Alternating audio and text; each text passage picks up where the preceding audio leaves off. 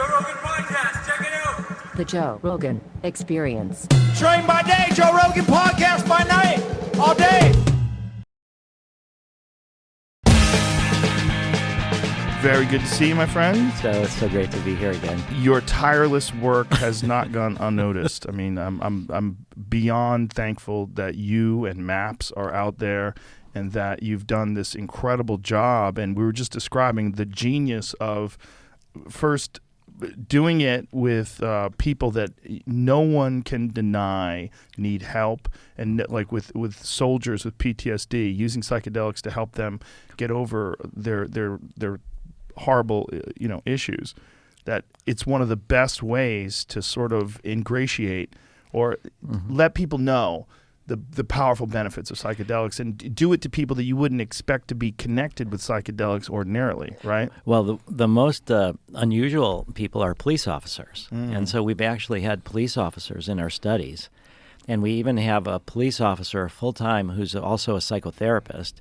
And he's going through our program to learn how to give MDMA therapy to other police officers. Wow. And I met his police chief several times and persuaded and told him about our full training program. And one of the steps is where we have a protocol from the FDA where therapists can volunteer to receive MDMA themselves as part of the training. And so the police chief gave his police officer permission to volunteer to take MDMA. Wow. So we're actually helping give MDMA to police officers to give it to other police officers with trauma. That would be amazing. You know what we really need to do? Get it to prisoners. Exactly, and prison guards. Yeah. I mean, they're also very traumatized. And so, Oh, yeah, I can imagine. yeah, there was a 35-year follow-up study I did to Timothy Leary when he was at Harvard. He did the Concord Prison Experiment, and that was to give psilocybin to prisoners who were getting ready to be released. And the goal was to see if they could produce pro-social experiences that would then help reduce recidivism. And the study was unfortunately, it was promoted as very, very successful. I thought I was going to do a follow-up to bring light to one of the most important psychedelic studies ever. But as I got more into it, it turned out that Timothy Leary had fudged the data. Oh, no. Yeah, it was really disappointing. What did he do? Well, for example, the longer you're out of prison, the more likely you are to go back. So his group, on average, had been out of prison 10 months, and he compared it with a group of people that had been out of prison 24 months. And that was published in this obscure British criminology journal, and nobody had bothered to check to see if he was doing a fair comparison. And so when I started doing this follow-up, I was just like, how could he have done that? And the data that was from the prior prisoners from Concord Prison up to 2 years, it also showed how they were at different time points, including at the 10-month time point, and the results were the same at the 10-month point. That's So unfortunate. it's obvious if you compare people who've been out of prison longer with people who've been out of prison shorter, it's just not a fair comparison. The other thing he did, not to rag on Timothy Leary, but I think he did a lot of great things. But the other thing he did was he said that a lot of these people were gone back to prison because they had minor parole violations, and that they were supervised more carefully because they had done psilocybin in prison, and that they were just recidivism because of minor things. And so when I got into the prison system records, it turns out that they did have their parole violated, but that's because they had committed new crimes for which they were later convicted. So Timothy. But what he realized is that you can't just help people have these experiences and then let them out of prison and assume that they'll just be fine. You need aftercare. Yeah. You need support groups. And so he had started to create that, and that's when he got kicked out of Harvard, and then they fell apart. So my conclusion of the follow-up study was that he had basically committed scientific fraud, and it wasn't really true what he had said, but it didn't mean that it doesn't work. It means that you can't rely over much on just the psychedelic experience. You have to have supportive aftercare and group support. And if you do that, I think it could potentially work. So we have been talking to various people who want to do work with prisoners, and I think, or recently released. It's hard to get permission to do work inside prisons. because of the question whether prisoners can give informed consent, whether there's pressure on them to do it, or if they do it, they think they'll get out sooner or something. But it would be perfect when you're in prison to be doing this inner work to explore how you ended up in prison and the traumas that maybe made you commit certain kind of crimes. Yeah. I think that same argument about prisoners and psilocybin and aftercare, you could apply that maybe to a lesser extent to just the general public. Like one of the arguments that I've had, not the arguments I've had, but the conversations I've had with people, the argument about psychedelics not being life-changing. People will say, well, I know a lot of people who've done psychedelics and they're basically the same person. Yeah. You know, they have one experience and they get back to it. And the way I've described it is that I think that a real profound breakthrough psychedelic experience is like pressing Control-Alt-Delete for your brain. And when you reboot, you have a fresh desktop. It's clean, but you have one folder on the desktop that says My Old Bullshit. And most people open up that folder and just get comfortable with their old bullshit. So after the experience, this thing where you sort of have to rethink how you view everything, and you have this renewed perspective. You have this completely different view of the world, but it's confusing. You don't have scaffolding to travel on. You don't have like a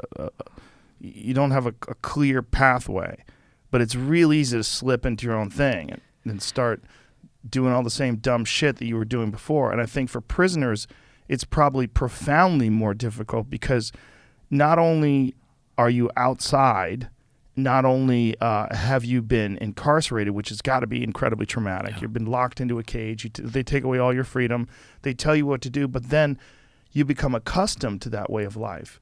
And there's comfort in the fact that you are told what to do and you know what every day holds for you. Then you go out in the world. You're out in the free world and you don't know how to get by. And it's really hard to get an apartment because you're a felon. Yeah. It's really hard to get a job because you're a felon. And then someone who you know from the old life is doing something illegal and they invite you to join in and you say, well, this is my chance to score. I can get a little bit of money. Maybe then I can get an apartment. Maybe then I can get back on track.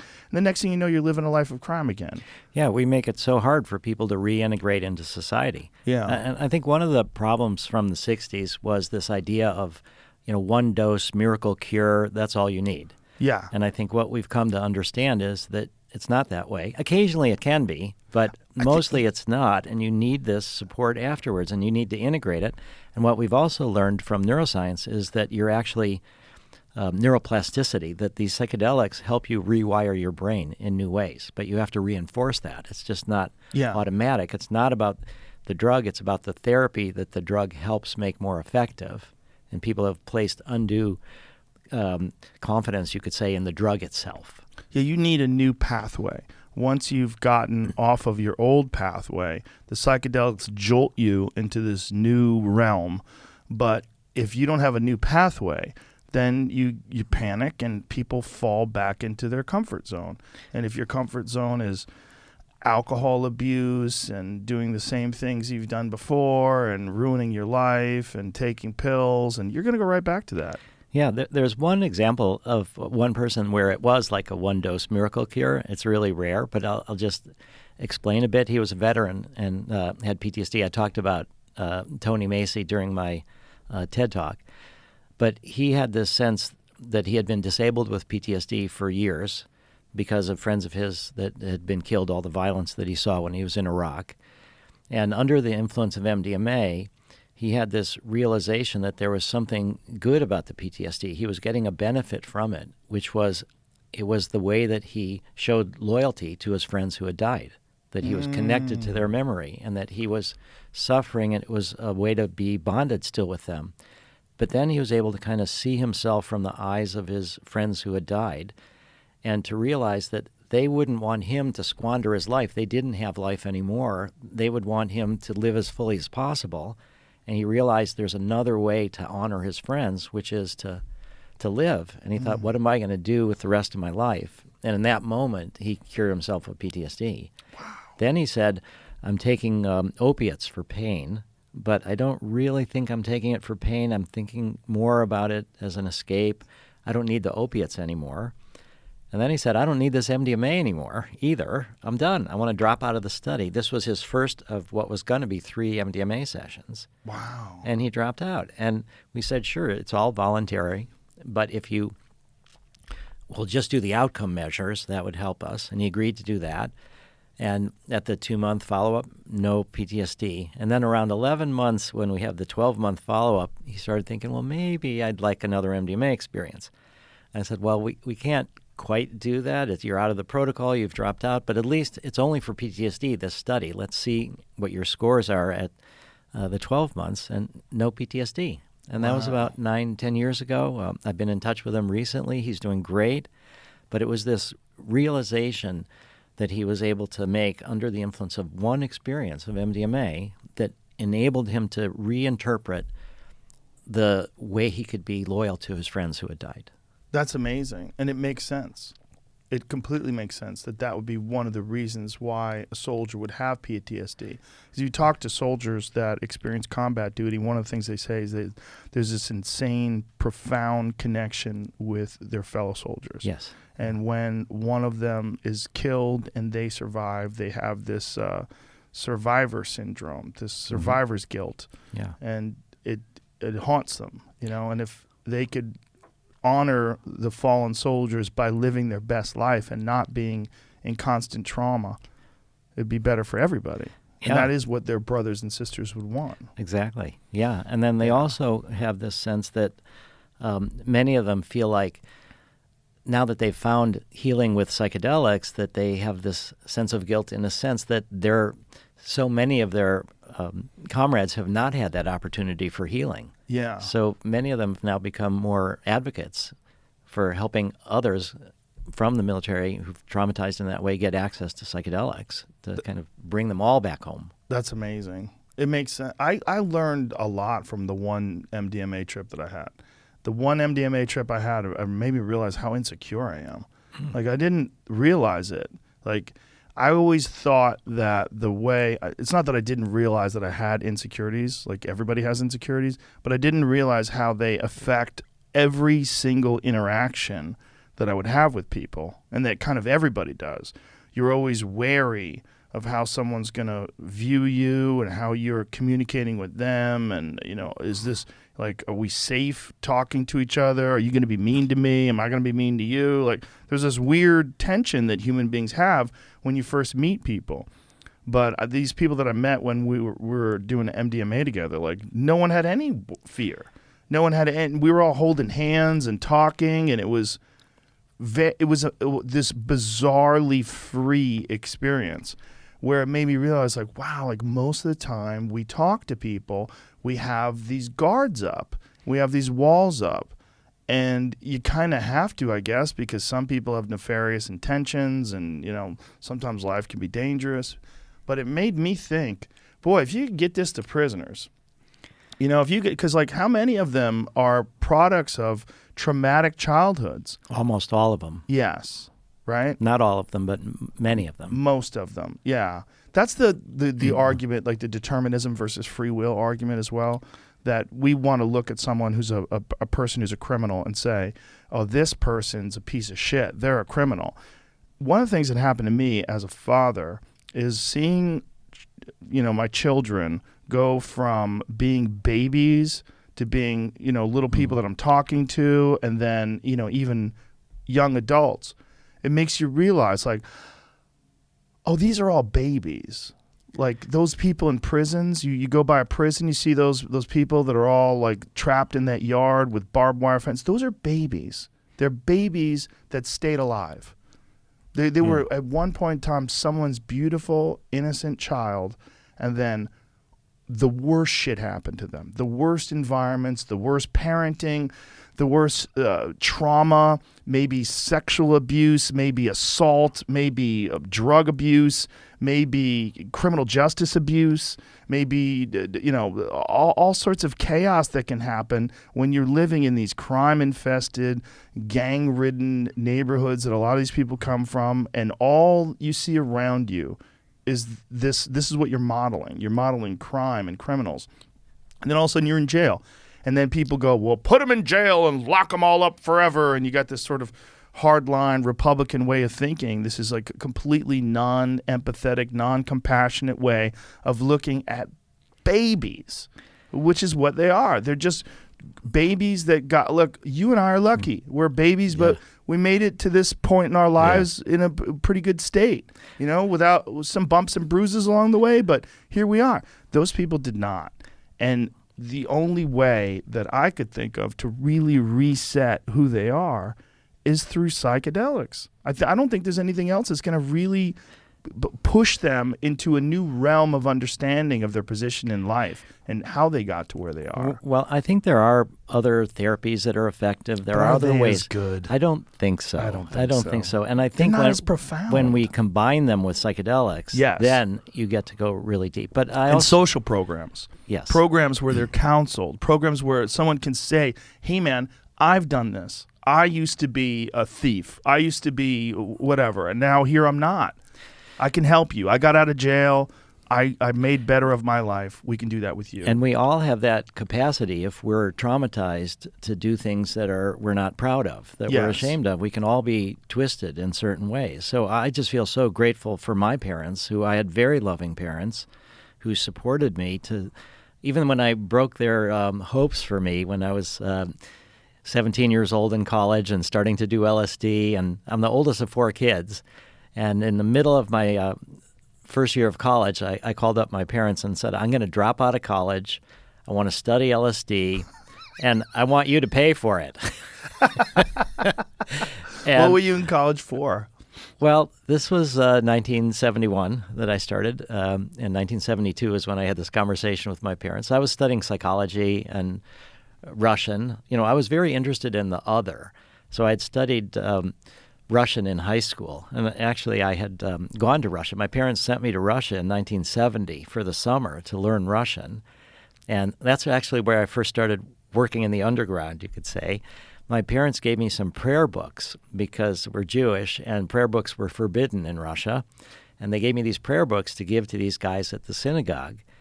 And when I got there, I was with about 60 high school students, and we could speak passable Russian. And so a bunch of the young Russian black market kids came up to us. Again, 1970, we had the psychedelic revolution in America, and they just had repression. And so they wanted to buy our shirts, our clothes, blue jeans, anything that looked like America. They would pay rubles. And rubles were worthless outside of Russia because they wanted to block anybody from escaping. You'd have to escape with no money. Wow. So we made, me and 2 other guys gathered all the stuff from all these other high school students, and we made thousands and thousands of rubles. And we knew that we couldn't take it home or anything. And so I went to go meet this guy at the synagogue to give him these books in Moscow. And he said, we're being watched. Don't do it here, but let me meet you at a subway station at this amount of time at this station. And I said, I also got all these rubles to give you. And so we had this meeting, and I was just 16, and I was like, hey, if they catch me, you know, I'm a dumb kid, they'll just send me home. So I was kind of fearless in that way. And we made this transfer, and I gave him this bunch of rubles and the prayer books. And but it was my parents kind of that sent me on this mission. And that was my first underground activity, was against the Russians, against the communists.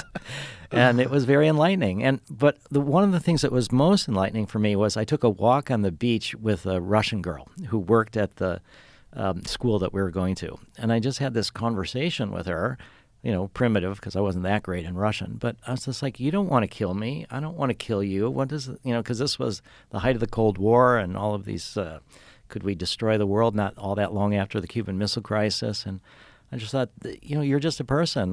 I'm just, you know, our governments might be in conflict, but I had this image that all the Russians are horrible and hateful and they all want to kill us. And it was extremely eye-opening in terms of who's the other. Right, and I found the other was me, was just like me.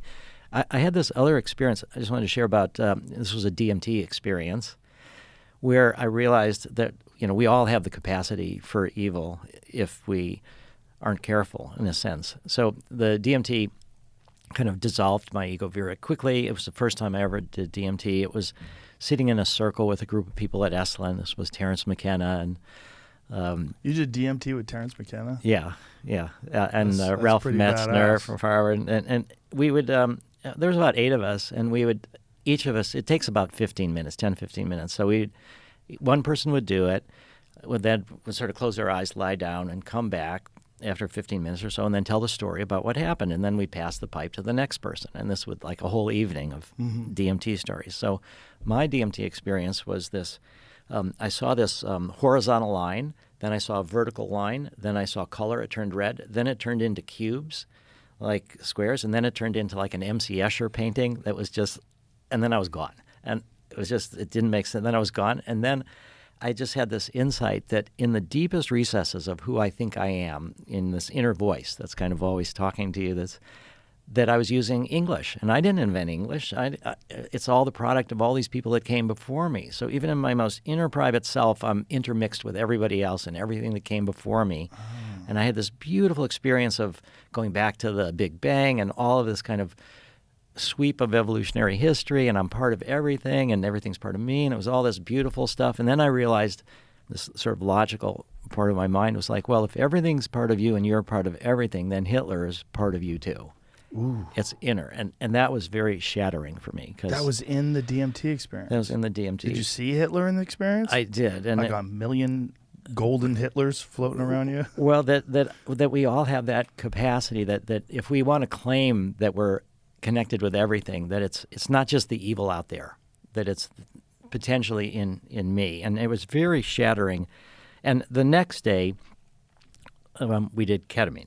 And so this is where I did more see Hitler. So this is actually an experience that has helped me with my political strategy in a way of what MAPS is doing. It's both drug development and drug policy reform. So under this experience, it was very depressing and shattering to realize that I couldn't just say all the evil's out there, that I have this capacity, that Hitler's inside me. So the next day under ketamine, I was hovering above and behind Hitler as he's giving one of these speeches, like the Nuremberg rally kind of things. And the ketamine gave me a bit of remove so I didn't freak out. I was there, but I was not there, so I didn't feel vulnerable in that way. And I saw him doing this speech, and I'm thinking, how do I get into his head? How do I help him not want to murder and kill? And, what can we do to, undo this evil? And then I saw this, the Heil Hitler salute near the end of his speech, and he would go, he put up his hand like that, and then everybody in the crowd would do it back to him. And I felt like it was the one pushing out this energy and then the many pushing it back to him and giving him, and they would go back and forth, and the intensity was kind of increasing. And at that point, I was just realizing there's no way to get into his head, that it has to be voluntary, and that he was getting so much from it that he wouldn't, and I felt this panic rising above me, and I felt that if I were to panic, I would never be able to be effective in the world, that I would just turn away from that. And then with ketamine, you can still breathe. And so I realized that if I just breathe, that might help me deal with this fear. And I started deep breathing. And then came this idea that, ironically, rather than trying to change the mind of the one, we need to change the mind of the many. And that they don't get as much out of it as Hitler did, that they're giving away their power to him. And so that's where we need mass mental health. So you hear a lot of people. I had a chance to talk to Steve Jobs for an hour a long time ago, and but he was like stuck in the 60s in a way. He was like, God, if we could just give all these politicians LSD.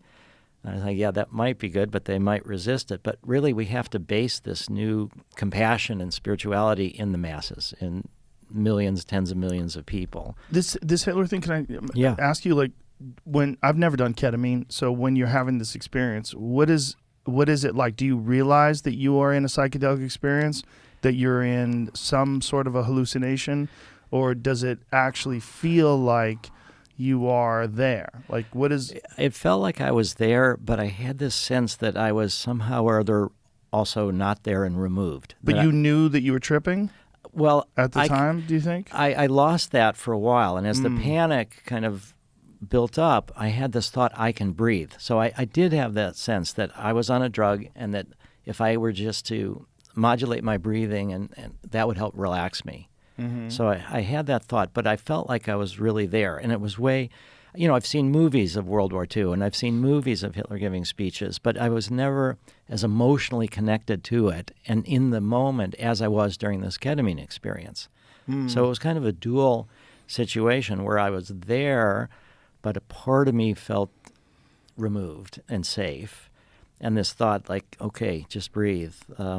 But I never had that insight before about the Heil Hitler salute and how this energy exchange and how the rallies were very dramatic, and that's where he cemented his power through these rallies. Well, Hitler was on all kinds of drugs. Yes. Yeah. There was, God, I keep forgetting who told us that story, Jamie, but there was a story about Hitler convincing Mussolini. Do you remember? I've tried to look it up and find it. I can't find it either. It might not have even happened on a podcast. That's know. the problem. Yeah. Is I have so many conversations and my memory is just so full. It's just there's no room.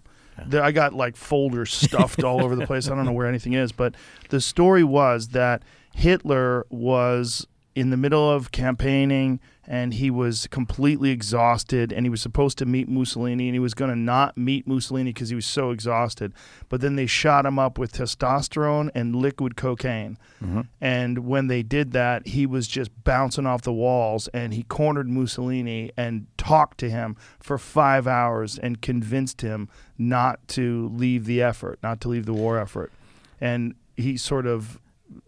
One of the things that this story was basically pointing to was that much of Hitler's mania and much of this rabid attack that he had put on the rest of the Western world was fueled by amphetamines and cocaine and testosterone, and that they just kept injecting him with all this shit that gave him this insane confidence and insane maniacal aggression. And it completely makes sense if you think about what he did. And then we also know that kamikazes were on amphetamines and many of the Nazi soldiers were on amphetamines. Well, the Blitzkrieg, how they would do that, they were days and days on amphetamines. And then that promotes aggression as well. And just psychotic delusions. Yeah. And he had this delusion of creating this master race, which is, and that's the most cocaine idea of all time, right? Like this idea, like where I'm going to engineer the greatest human race ever, and and to be able to look at that idea from this cocaine fueled or amphetamine fueled perspective to the point where you're willing to commit genocide in order to accomplish your goal. Yeah, drugs were a big factor in the Third Reich. Yeah, very much so. Also, we know that John Kennedy was given amphetamines. That's Dr. Feelgood, right? Yeah. Dr. Feelgood was a legitimate doctor that would run around and give people I amphetamines. found it. What'd you find there, buddy? The story? Oh, where is this from? Historyhit.com. Did Hitler's drug problem change the course of history? He got a shot of this stuff called Eucadol. Okay. Hitler took Eucadol for the first time before the dreaded meeting. His mood changed immediately. Everyone was very happy that the Fuhrer was back in the game. His enthusiasm was such that on the way to the airport to fly to his meeting with Mussolini, he demanded a second shot. The first shot had been administered subcutaneously, but the second was intravenous. It was even better. During the meeting with Mussolini, Hitler was so energized that he pretty much just shouted for 3 hours. There's several reports from that meeting, including an American intelligence report. To the embarrassment of everyone in attendance, Hitler didn't stop talking throughout the entire duration of the meeting. Mussolini couldn't get a word in edgeways, meaning he wasn't able to voice his concerns about the war effort and perhaps raise the prospect of Italy leaving. So Italy stayed. At the end of the day, Hitler told Morel, "The success of today is totally yours." Wow. So Morel must have been the doctor. Yes. Eucadol. Find out what that shit is. Okay. Eucadol is similar to heroin. In fact, it's stronger than heroin. It also has an effect that heroin doesn't have. It makes you euphoric. But I think they shot him up with some other stuff too. The word was that it was. I'd read cocaine and oxycodone. I just hit Google and that's what comes up. Oh, Wow. Interesting. But I had heard. And cocaine, it says there, 5 milligrams of cocaine too. Where does it say that? Under DIX Wikipedia there, yeah. Oh, is that what's It's in there? meth and coke mixed together. Oh, so that's what Eucadil is. Okay, that makes sense. So Eucadil is 5 milligrams of cocaine and 3 milligrams of methamphetamine. Wow. So DIX, it's a methamphetamine-based experimental performance enhancer developed by Nazi Germany. Wow. So that's the stuff.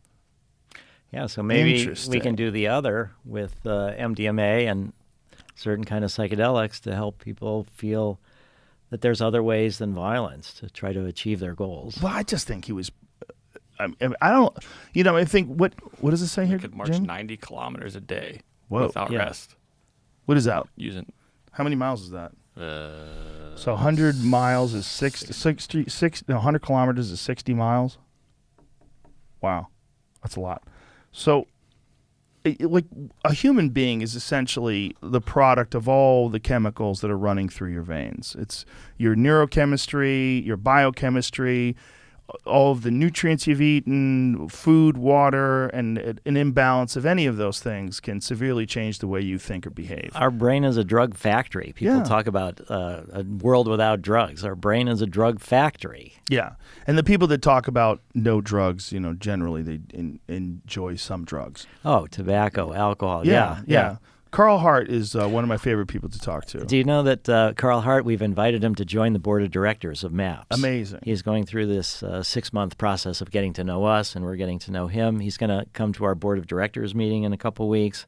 Yeah, Carl Hart is fantastic. He's amazing. He's a perfect example of someone who had a certain perspective before he became a research scientist and thought of drugs as being all negative connotations, thought of them as being addictive, terrible for you, but then through actual rigorous study, like actually understanding and studying the effects of drugs, then became to change his perspective based on data. And then realized like, oh, no. This is most of what we think about drugs is incorrect or is propaganda. And to have the courage to be a professor, right, and to be a legitimate scholar and have the courage to say that he enjoys heroin. And then he likes to sniff heroin. It helps relationships with his wife and it helps his friendships. And I was like, that is because he's just being honest, He's being courageous, And he's incredibly courageous. Incredibly courageous and honest. And also, he's so fucking smart that Yes. when he says it, you realize, like, okay, this is not some crackpot perspective. This is an actual scholar who's telling you how this stuff works.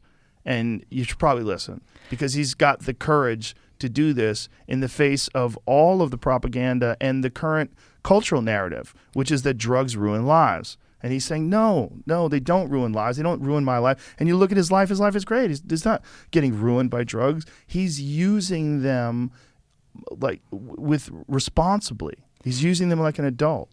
Yeah, one of the things I talked before is this dual strategy of MAPS, the drug development, the pharmaceutical drug development and drug policy reform. And so Carl is one of the leading advocates for drug policy reform. And that's why we're trying to see if he'll come join the board. And one of the things that he asked us to do is to look at our employee manual, our handbook. We've got about 120 people now in the MAPS, and then we also have the MAPS Public Benefit Corporation, which is our for-profit but benefit maximizing, not profit maximizing. And he said, because we don't do drug testing. It might not be surprising to anybody, but we don't do drug testing for employees. It's all about performance. It's not about what drugs you take. And so Carl wanted us to take a look at how we described that, and we just emphasized that even more, that even if for cause we'll never drug test people, it's about their performance. Yeah. And then we put in there that some of the things that I really like to do, I just wanted it to be there, that we call them smokable tasks. So we permit people to smoke pot or do things during work. Some people like to microdose, some people like to do different things, and we just say if it enhances your performance, fine. If it makes you unable to do your work, that's not good, but it's not about what you do. And then one of my favorite things, actually, and we put this in the employee manual, is that one of the smokable tasks for me is strategizing, is getting high and meeting with MAP staff. And some of us will get high, some of us won't, but then we'll just strategize. So we put that in the employee handbook, that it's okay to smoke pot at work if you're doing strategizing or other kind of things. And Carl was really a big factor in sort of articulating that even more clearly. That It would be very disappointing if you guys did drug tests. Wouldn't it be terrible? Can you imagine if Maps is drugged? Piss in the cup, Wilson. What? I thought I was working at Maps.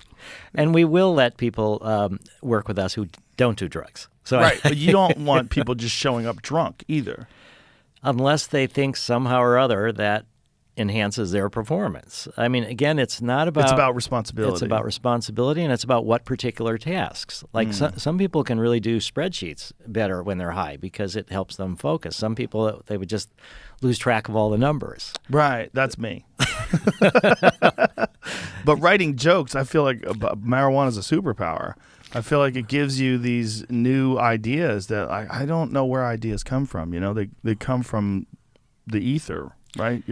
You're pulling them out of cultural references. You're pulling them out of life experiences, creativity. There's so many different, and then a jolt of marijuana puts you in a completely different realm of experiences and ideas. It puts you in this different place. And I always feel like other ideas are accessible when you're on marijuana that aren't anywhere else. Carl Sagan shared that perspective. Yes, he was a daily pot smoker, and he had to hide that because he was worried he wouldn't be part of the space program if it was clear that he was smoking pot all the time. Yes. And wasn't there like something that there was something where he was denied something because of his use of marijuana, because his stated use of marijuana? I forget what it was about.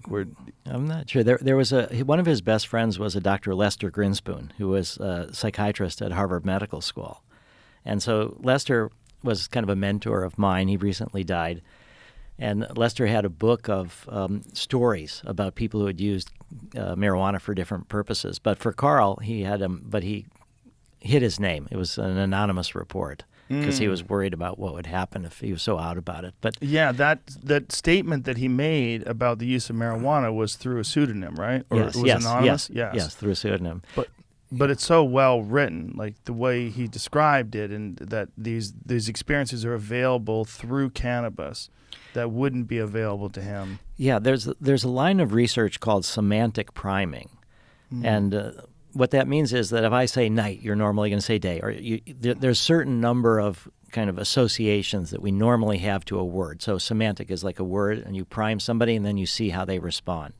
And so there's been research done with psilocybin when people are under the influence of psilocybin, and then you give them a certain word, and what they found is that people have a wider range of associations to that word when they're under the influence of psilocybin, and the same would be true for marijuana. So that you have access to a broader sense of connections. It's not your normal pathways. And that's where I think creativity can come from, because you're able to look at things in a new way, and the old patterns that are so reinforced, the psilocybin or the cannabis or other things, make broader range of semantic priming. Interesting. Semantic priming. Yeah. And what is this, the discipline of semantic priming? Is this like clearly... It's like cognitive neuroscience. Right. You know, how do our brains process information? And normally, we have certain kind of go-to associations with things. Mm-hmm. And then under the influence of these psychedelics or cannabis, you have just a wider range of associations. And also you're not seeing from the normal perspective. Yeah. And that promotes new ideas. And not all of new ideas are great, but if we're stuck in the same old ideas, you're not going to be able to filter new ideas to see which ones are really gems. Yeah, it really brings to light this idea that you can't, to be as balanced a person as you can be, or to sort of try to optimize your perspective on things, you need to have a lot of things in line. Like, you need to have your personal relationships in line. You need to have your career goals, or at least your path, in line. You need to have your physical health in line. Your diet should be in line. The way you view the world, like how you choose to interact with people. You should have sort of an ethic and a scaffolding for that. All these different things. Now, when you add psychedelics to those things, that's when at least in my opinion, like from my personal perspective, when I've had the best results is when I've had other things in a good place. And so my trips aren't about dealing with the anxiety of my mistakes or the the angst with my current state of my career or life or relationships. Instead of looking at it that way, I've already sort of done work to keep myself in a good place with all those things, and then the psychedelics will sort of reveal more perspective that's available. Yeah. Now, on the other side of that coin is we do psychedelic therapy with people whose lives are in shambles. Yes. And who are traumatized, who are disabled from trauma, or who are alcoholics or substance abusers who've lost relationships. And so in those circumstances, they have difficult experiences, but they can process a lot of the pain and the suffering that they're running away from. Yeah. So I would say that when you say your best experiences, those are like the most enjoyable or the most insightful. But for those people whose lives are in tatters, psychedelics in a safe, supportive context with preparation and with the integration that is often overlooked, then they can make major steps to get healthier. So it can help them put all those pieces in line in terms of their personal relationships, their career goals, their health goals. Get yourself in a good place that way from these uncomfortable situations that the psychedelics put you in, where you recognize all the things you're doing incorrectly, all the things you're doing that are flawed. Yeah. Now, the way you just described that the MDMA helped you see your insecurities. Yeah. So on the one hand, they bring up the insecurities, they bring up things that would make you normally uncomfortable. But with MDMA in particular, it reduces activity in the amygdala, the fear processing part of the brain. So you have this sense of self-acceptance so that you can see more critical information without it being so painful. Your sense of self, your self-compassion is increased. And so things where you've not done as well as you would have liked, which normally people run away from, you can see that. And also traumatic memories that have been overwhelming for people. That's where people have PTSD. These memories are so traumatic and they feel overwhelming that they can never really fully move past them. It's like the trauma is always about to happen. They see the whole world through this filter of trauma. They hear noises that remind them of the trauma. They're triggered. And so this sense of safety in yourself that MDMA can give helps you to deal with these problems. And there was a study that was recently done in England with MDMA for alcohol use disorder. And what it turned out to be a study of helping people deal with their traumas. And that's what led them to run away from these traumas into alcohol, that these emotions were so overwhelming that they couldn't process them, so they thought, I'll drown them out with alcohol. But with the MDMA, they're able, through this reduction of activity in the amygdala, through this promotion of release of oxytocin, which is the hormone of nursing mothers, of love and connection, that you have this sense of safety, self-compassion, as I said, and then you can move into these troubled areas. So while psychedelics will produce a certain kind of experience for people that have their lives in order, and you can sort of expand, there's others that have their lives in complete disorder, and it's a way to help them to try to get their lives back in order. That I've talked to so many people that have gotten their lives in order through step by step, like one psychedelic experience sort of illuminated all the problems that they have in their life, and then they sort of took steps to eventually have more psychedelic experiences and have better choices in their life. But for the most part, there's not like a clear-cut, disciplined pathway that exists for people where they can, like if you're going to college, you take courses, you have to do your thesis. There's all these different things that are kind of laid out to let you know that this is how you get an education. When you're trying to get a psychedelic education, it's roughshod. It's all wild. You don't know what you're doing. You're taking advice from a bunch of stoners. Everybody's got their own methods.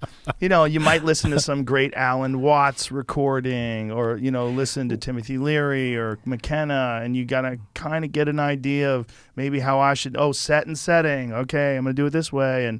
But it would be so beneficial if there were places where legitimate professionals who have an expertise in psychedelics and perhaps psychology had these psychedelic centers where you could go and have these curated experiences where you're safe. There's a medical staff on hand. You don't have to worry about overdosing. They do the right dose per your body weight and your experience. And just and if there was a structure in terms of allowing people the space to maybe talk to counselors afterwards and process what that psychedelic experience is like, and then maybe have someone who could help you devise a strategy to optimize your life based on this newfound information that you've gotten from that experience. Yeah. Now, if we're to do a podcast 10 years from now, my prediction is, we can see if it comes true, is that there's going to be about 5,000 or 6,000 of these centers throughout the United States. And that there's already hundreds and hundreds of ketamine centers, and that's legal for depression. The ketamine therapists are interested in being cross-trained in MDMA, psilocybin. We think by the end of 2023 that we will have FDA approval for MDMA-assisted therapy for PTSD. By 2024, 2025, there should be FDA approval for psilocybin for depression, potentially for alcohol use disorder, other indications. And they'll be administered in these exact kind of centers. And that's our long-term goal, is to have these thousands and thousands of psychedelic centers. And there'll be not just an MDMA center or psilocybin center or a ketamine center, but psychedelic centers. The therapists will be cross-trained in all these modalities. And that's the vision that we're trying to establish. But I would say about schools, and you talked about your kids, that we overemphasize cognitive education and underemphasize emotional education. And schools don't really prepare people for that. So when kids are hyperactive and stuff, we just give them Adderall or something. We're not really looking at the whole human. And there's been a lot of discussion about different kind of intelligences. Emotional intelligence, EQ, is super important. But in schools, we just emphasize cognitive, and we leave so much untouched, and that causes so many problems. So we really need to reform how we think of education. What do we need to educate citizens. One of the quotes that I thought was from Albert Einstein, but then I checked it out and it wasn't really, but I thought for a long time it was. But still, it's a great quote, and it is that our technology has exceeded our humanity. Who is that quote? I thought it was Einstein too. I never could actually track it down to Einstein, but Jamie, you'll track it down. Okay, there's another quote from Einstein that is from Einstein that is, the splitting of the atom has changed everything except our mode of thinking, and hence we drift towards unparalleled catastrophe.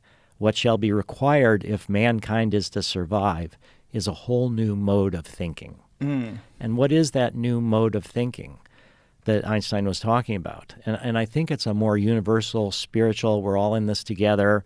We're not primarily defined by how we're different from people, but we're primarily defined by how we're the same from other people, and also the same as animals and the same as the environment, that we're all part of this planet Earth, life on Earth, and that if we can have that sense of connection like that, we're not likely to bomb people into oblivion or to commit genocide or to be racist or, throw masses of people in prison for mass incarceration. So I think that kind of spiritual and emotional education along with cognitive is what we need. We have technology that's miraculous. I mean, just think how many people can be watching this podcast or how many people survived on Zoom during the pandemic. Yeah. I mean, it's miraculous. Well, also, let's look at it this way.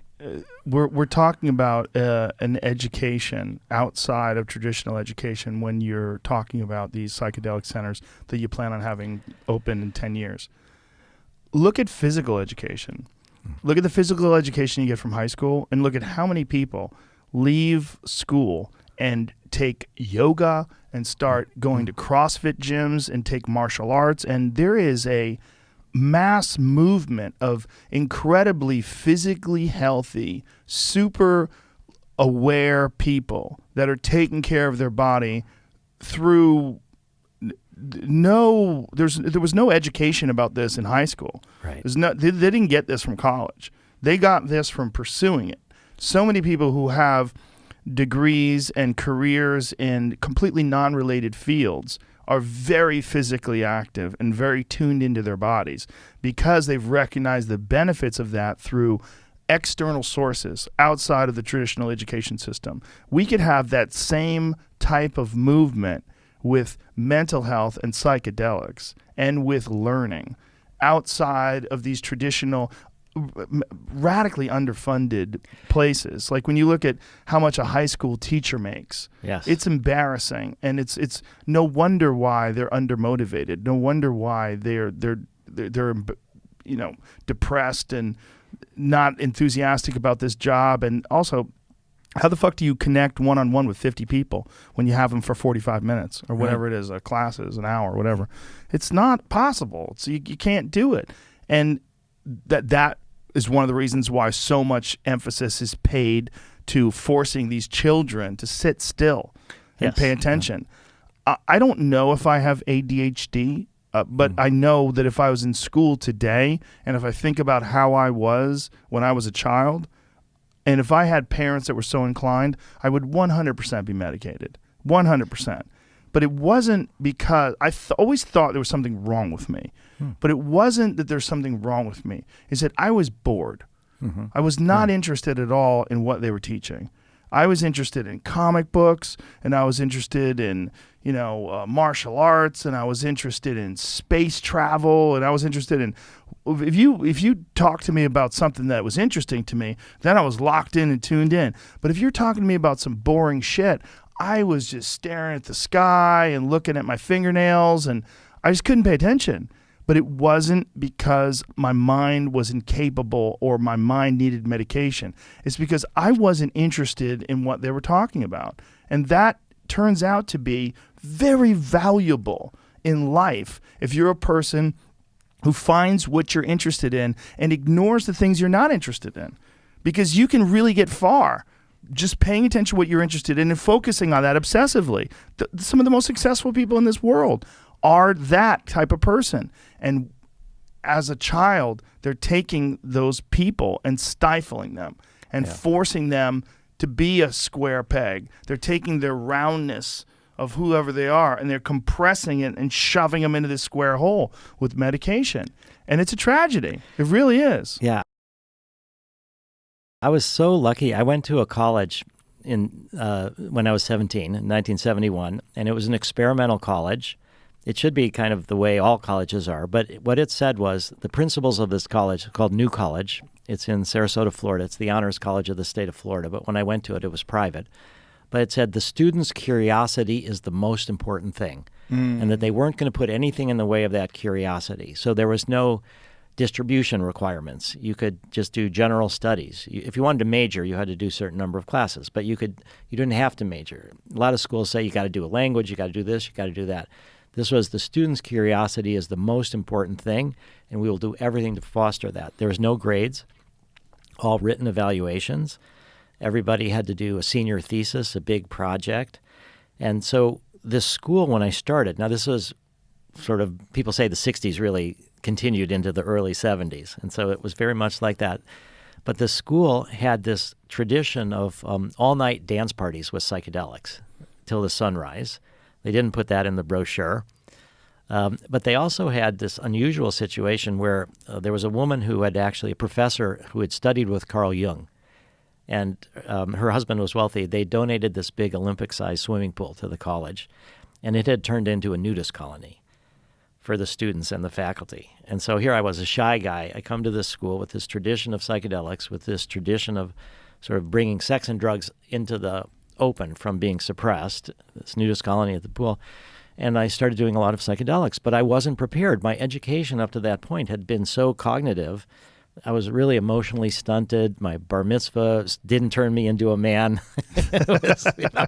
The traditional rituals didn't work. And when I first started doing psychedelics, I thought it's helping me answer existential questions, or at least ask them, not answer them, but ask them. I said, this is what my bar mitzvah should have been.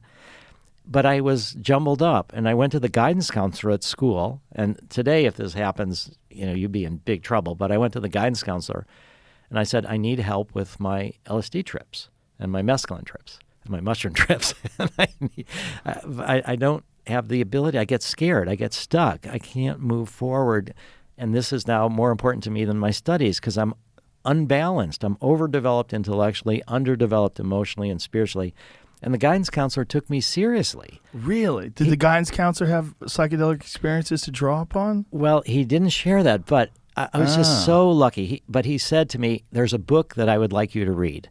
And he gave me this book, and it was by Stanislav Grof, who's the world's leading LSD researcher, founder of one of the co-founders of transpersonal psychology. And the book was his first book that he ever wrote. It was Realms of the Human Unconscious, Observations from LSD Research. And the book was not actually published till 1975, but my guidance counselor had a copy of it in 1972, a manuscript copy of it. Oh, wow. And it was reading that book that made me devote my life to psychedelics when I was 18, because it was this science. I wasn't so comfortable with religion. I knew that there's a lot of dogma in religion. I kind of knew that, Jews are the chosen people, but that's not really true. I mean, we're all the chosen people. And but it felt to me that it was science looking at the range of experiences that we can have. One group that he called was biographical, Freudian, just what happens in our life and how that affects us. The other is birth trauma, how the process of being birthed, where we're being born, where we feel that we might die, it's imprints on us, certain emotional patterns according to how our birth process actually is. And then beyond that is the spiritual realm and this sense of connection that we talked about. And so it was science that also had this political implications, because I was thinking, if you can feel connected to everything, that's the antidote to war and genocide. But it had a reality check, which was therapy. Can we use these states of mind and these experiences to help people have richer lives, to get out of being drug addicts or out of being alcoholics or out of being scared of dying if you've got cancer or things like that? And so this book changed my life. And the guidance counselor, after he gave me the book, he said that he was in touch with Stan. And I said, great, I would like to write him a letter. So I'm this confused 18-year-old writing to this MD, PhD at Johns Hopkins, leading psychedelic research, which was being squashed, because 1970 is when Nixon and the Controlled Substance Act came in, and all these drugs are criminalized, and psychedelic research is being squashed. And Stan, I'm just so lucky. I wrote Stan a letter, and he actually wrote me back. Wow. And he said, I'm giving a workshop later this summer out in California, and you're invited to come. I'm really glad you liked my book. Our research is winding down, and but come to this workshop if you'd like to. So I hitchhiked across America back when people would hitchhike. I went to the first Rainbow Festival that was in Colorado. I didn't know about it, but I just saw signs as I was hitchhiking. But I did this workshop with Stan and Joan Halifax, who he was married to at the time, who's now very much into Buddhism and meditation. And I did primal therapy. I did a 3-week primal therapy intensive where you scream your birth trauma out. Jesus. And my therapist permitted me to do LSD one time during this primal therapy, and then I sat for him, and I did a month-long encounter group. Meanwhile, of course, got my parents. You sat for your therapist while they did acid. Yeah, we switched that. And actually, that was kind of a little bit scary, because he was so used to letting his feelings out. We were in a soundproof padded room. We'd go in there. I was isolated for the day, except for 1 hour of therapy every day, and trying to get it. The only thing I could do is have a dream journal. And so, but I couldn't read books. I couldn't write anything. I was just there to get in touch with the sort of primal trauma of being born. And but this therapist that I was sitting for, he kind of lost the distinction between what's inside and what's outside. And he took off the classic story. He took off his clothes and he wants to run outside, and I had to wrestle him down to try to keep him in the room. It was really a bit scary. But at the end of all of this work, I did a month-long encounter group. My parents paid for all of this, which was really kind of them. But I wasn't where I wanted to be, because I had this mistaken idea, which was the more drugs you take, the faster you evolve. And it's about the quantity of drugs. And I completely had missed the idea. It's about the integration. It's about, you don't need to do it many times. Sometimes only once. You can learn an enormous amount, and it can enrich you for months or years to try to integrate it. So I just was super confused. After all this, I tried the strongest things. And I'd seen the idealism of the 60s crash and burn. And now we've got the Vietnam War still, and we've got Nixon, and psychedelic research is shut down. And so I went home, and I lived back home. I'm the oldest of 4 kids, so I was a terrible example for my siblings, sent off to college and do drugs and drop out. But that's where I got the sense that I needed to do integration work, that I was unbalanced. And my parents actually had a house built by a student of Frank Lloyd Wright's, designed it. It was this exquisite structure, and it influenced me a lot. And I was playing handball. I was in high school. It was one of the few high schools that had handball courts. And so I was really good at handball. So I thought this new college, I'll go back to be with my friends, and I'll build this handball court. I'll get into the physical world, and that's how I'll get integrated. I was super confused, and my parents were willing to buy 3,000 concrete blocks and support me while I built this building. And the school needed facilities, and they let me have some land to build on it. And it was right next to John Ringling's house, and which is now a state museum. And Charles Ringling gave the building for the library, and this other people, the Capels, who built the New York Railroad and sold the land to the Ringlings, they gave this mansion to New College when Mrs. Capels died. And I was asked to be the security guard at this mansion on the beach, on the Sarasota Bay, while I was building this handball court. And that led to a career of 10 years in construction. And it was during that time that as I got more fluid with the outer world, I would trip every now and again, and I would get a little bit better at letting out the emotions and seeing what was happening. So I had this 10-year period of not doing psychedelics directly, but occasionally, and being in the construction business. And that was what it took. It took a whole decade of dropping out of college to get balanced. And then in 1982, I went back to school. And the very first semester, I went to the same school, to New College. And the very first semester, I went to Esalen in Big Sur and did a month-long workshop with Stan Groff again. And it was on the mystical quest. And that's when I learned about MDMA. And that's what changed things, because I learned about LSD after the backlash. But now I learned about MDMA before the backlash. But it was called Adam as an underground, it was legal, but it was kept quiet, as an underground therapy drug. And it was gentler than the classic psychedelics. It had incredible therapeutic potential, but it had escaped from those circles, and it was being used as ecstasy as well. So it was very clear that it was doomed. This was during Nancy Reagan and Ronald Reagan and escalation of the drug war. And so that's where I said, I got to get political, and I can start introducing MDMA to various people who would take it, like Lester Grinspoon. He and his wife had had a tragedy of a son die of cancer when I think he was about 13 years old. And they took MDMA together and said that Lester said that they were able to talk about the loss of their child in ways that they had never been able to talk about with each other before. Yeah. And then he later became one of the witnesses when the DEA, the Drug Enforcement Administration, finally moved to criminalize MDMA in '84. Actually, I'll just say Terence McKenna was a big part of this effort, because Terence had this mistaken idea that if it's a plant, it's good. If it's from the lab, it's bad. We had this meeting at Esalen, and he was going on and on about this. And I said, that's so ridiculous. We need a safety study with MDMA. And it was because Terence going on and on about how plants were good and stuff from the lab is bad that we did the first safety study with MDMA to prepare for this DEA crackdown, which happened later that summer in '84, and that sort of led to where I'm at now. Why do you think Terence had that rigid perspective?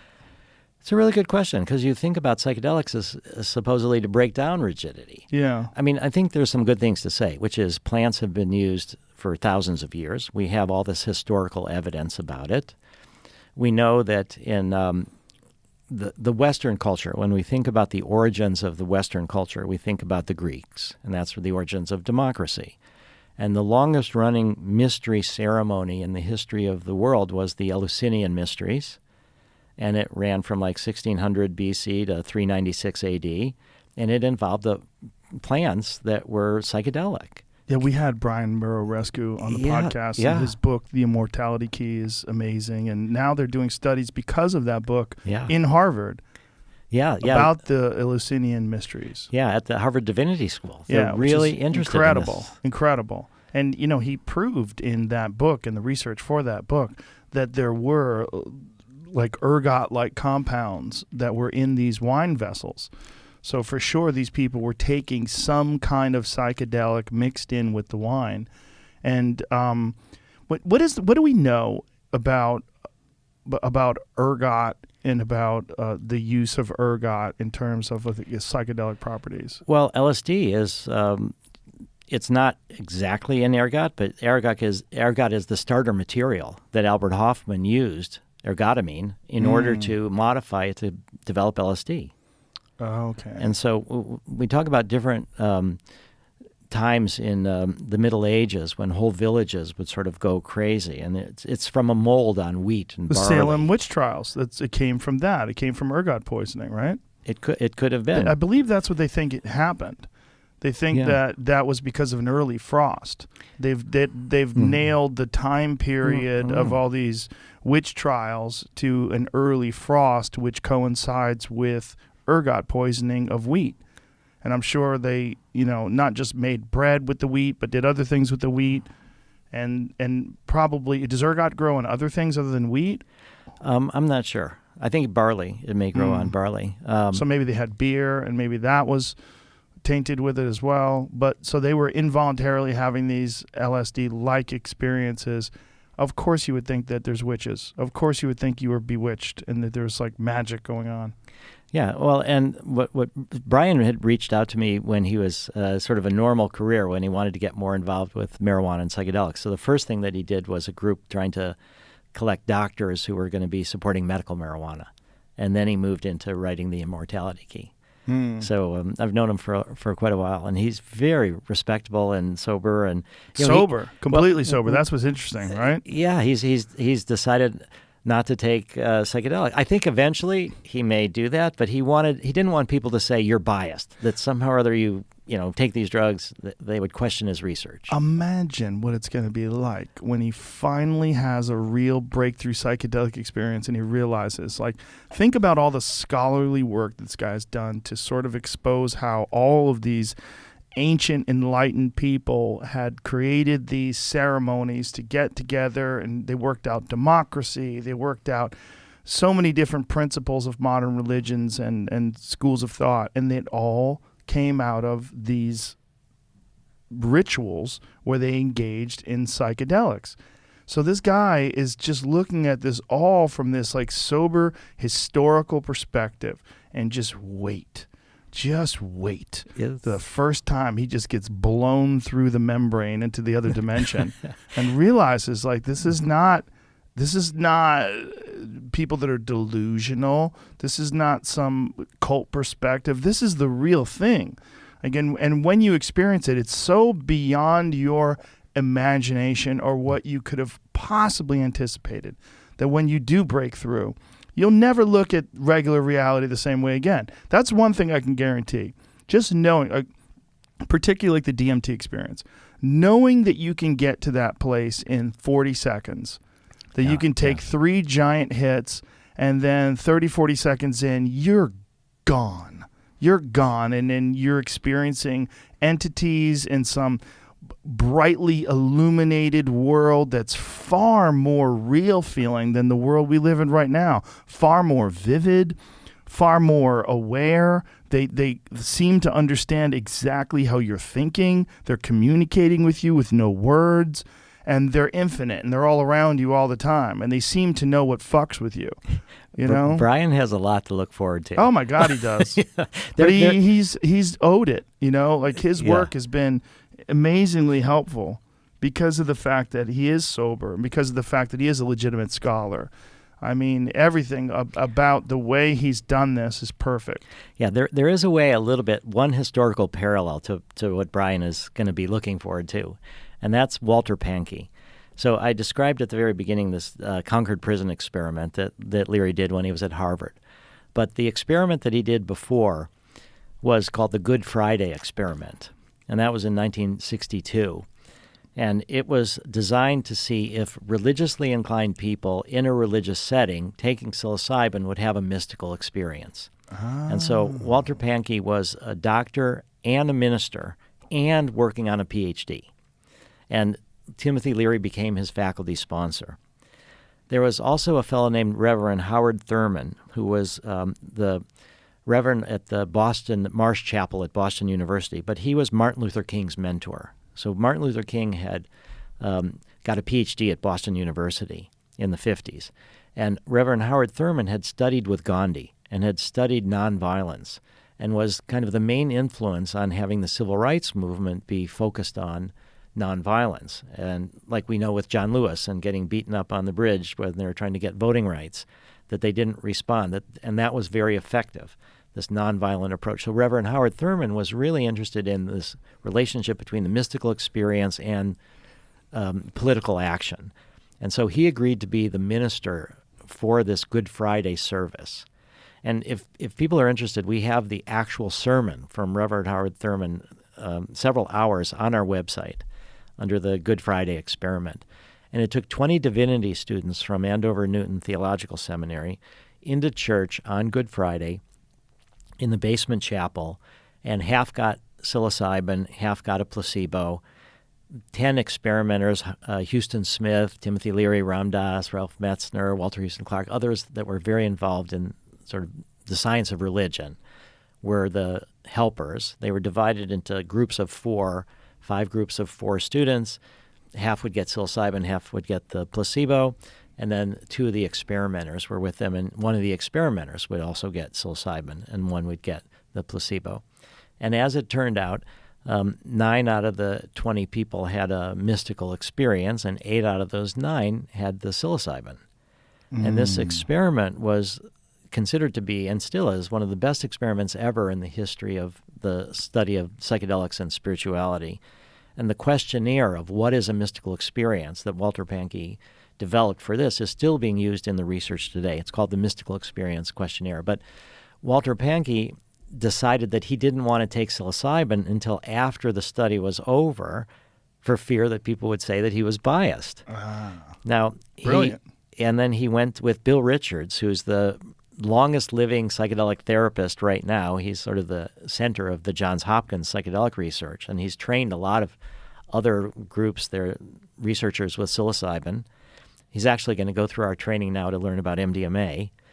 Bill Richards is, but he was in Germany studying, and Walter Pahnke went to visit with him, and that's where Walter Pahnke had his first psilocybin experience after the experiment was over and published, and had this illuminating psychedelic mystical experience. His first of his life. First of his life, after he'd done the experiment. Now, when I did at New College, I said you have to do this senior thesis, and so this was during the 80s, and I wanted to do something with psychedelics, but there was no legal permission. It was all shut down. And I realized that in the mystical research, the most important thing is called the fruits test. So you can describe an experience, and that's what they do initially, but what are the fruits of the experience? How does it affect your life? If it's a genuine mystical experience, it will make you feel connected. It will make you feel there's love woven into the universe. It will have certain kind of long-term benefits, and that's the way that people evaluate the validity of the experience. So Walter Pahnke, unfortunately, died in 1971 in a scuba diving accident. Oh, wow.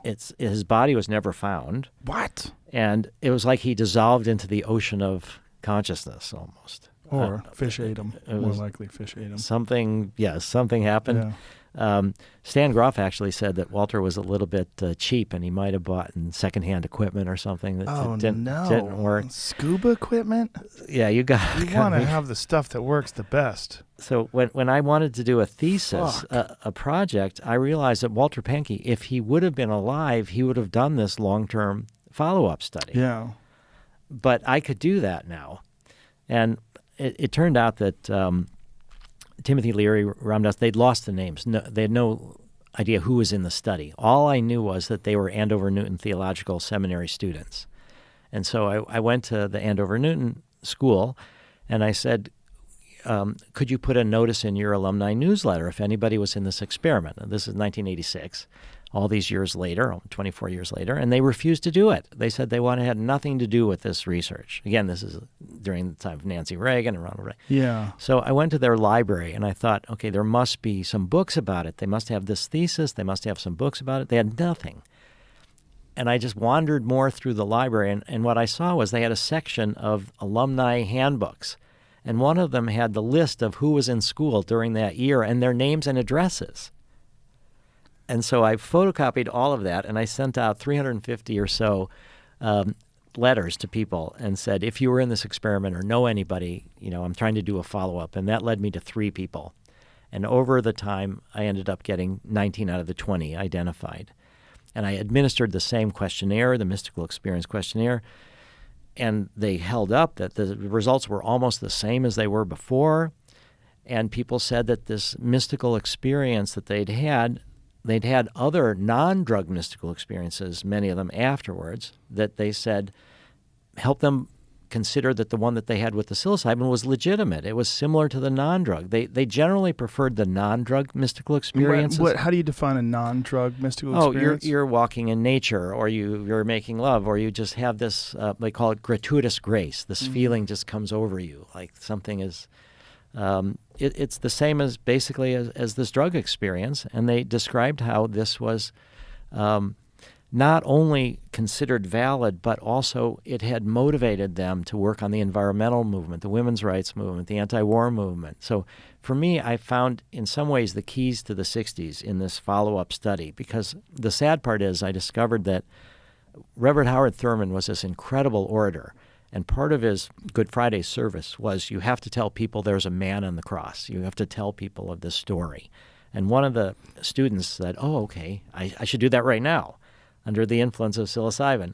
And so he went, they thought he was going to go to the bathroom, and he burst out the door and he started running down the road.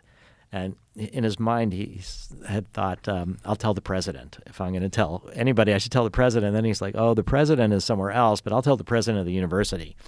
And so Timothy Leary and Houston Smith went after him to help him not get killed by a car or something. And they finally caught up to him to bring him back, and he didn't want to come back inside.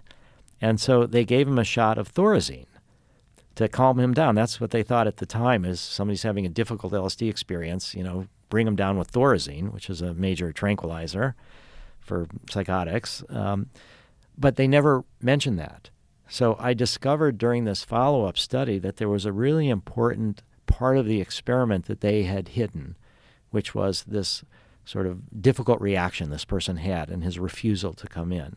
So what I saw from Leary is that they had underestimated the risks, that they hadn't reported this. If we do research now under FDA regulations, you have to report adverse events. You can't just brush them under the rug like they didn't really happen. So the core thesis that psychedelics, psilocybin in this case, could produce a mystical experience, that was confirmed. The fact that it had long-term benefits, that was confirmed.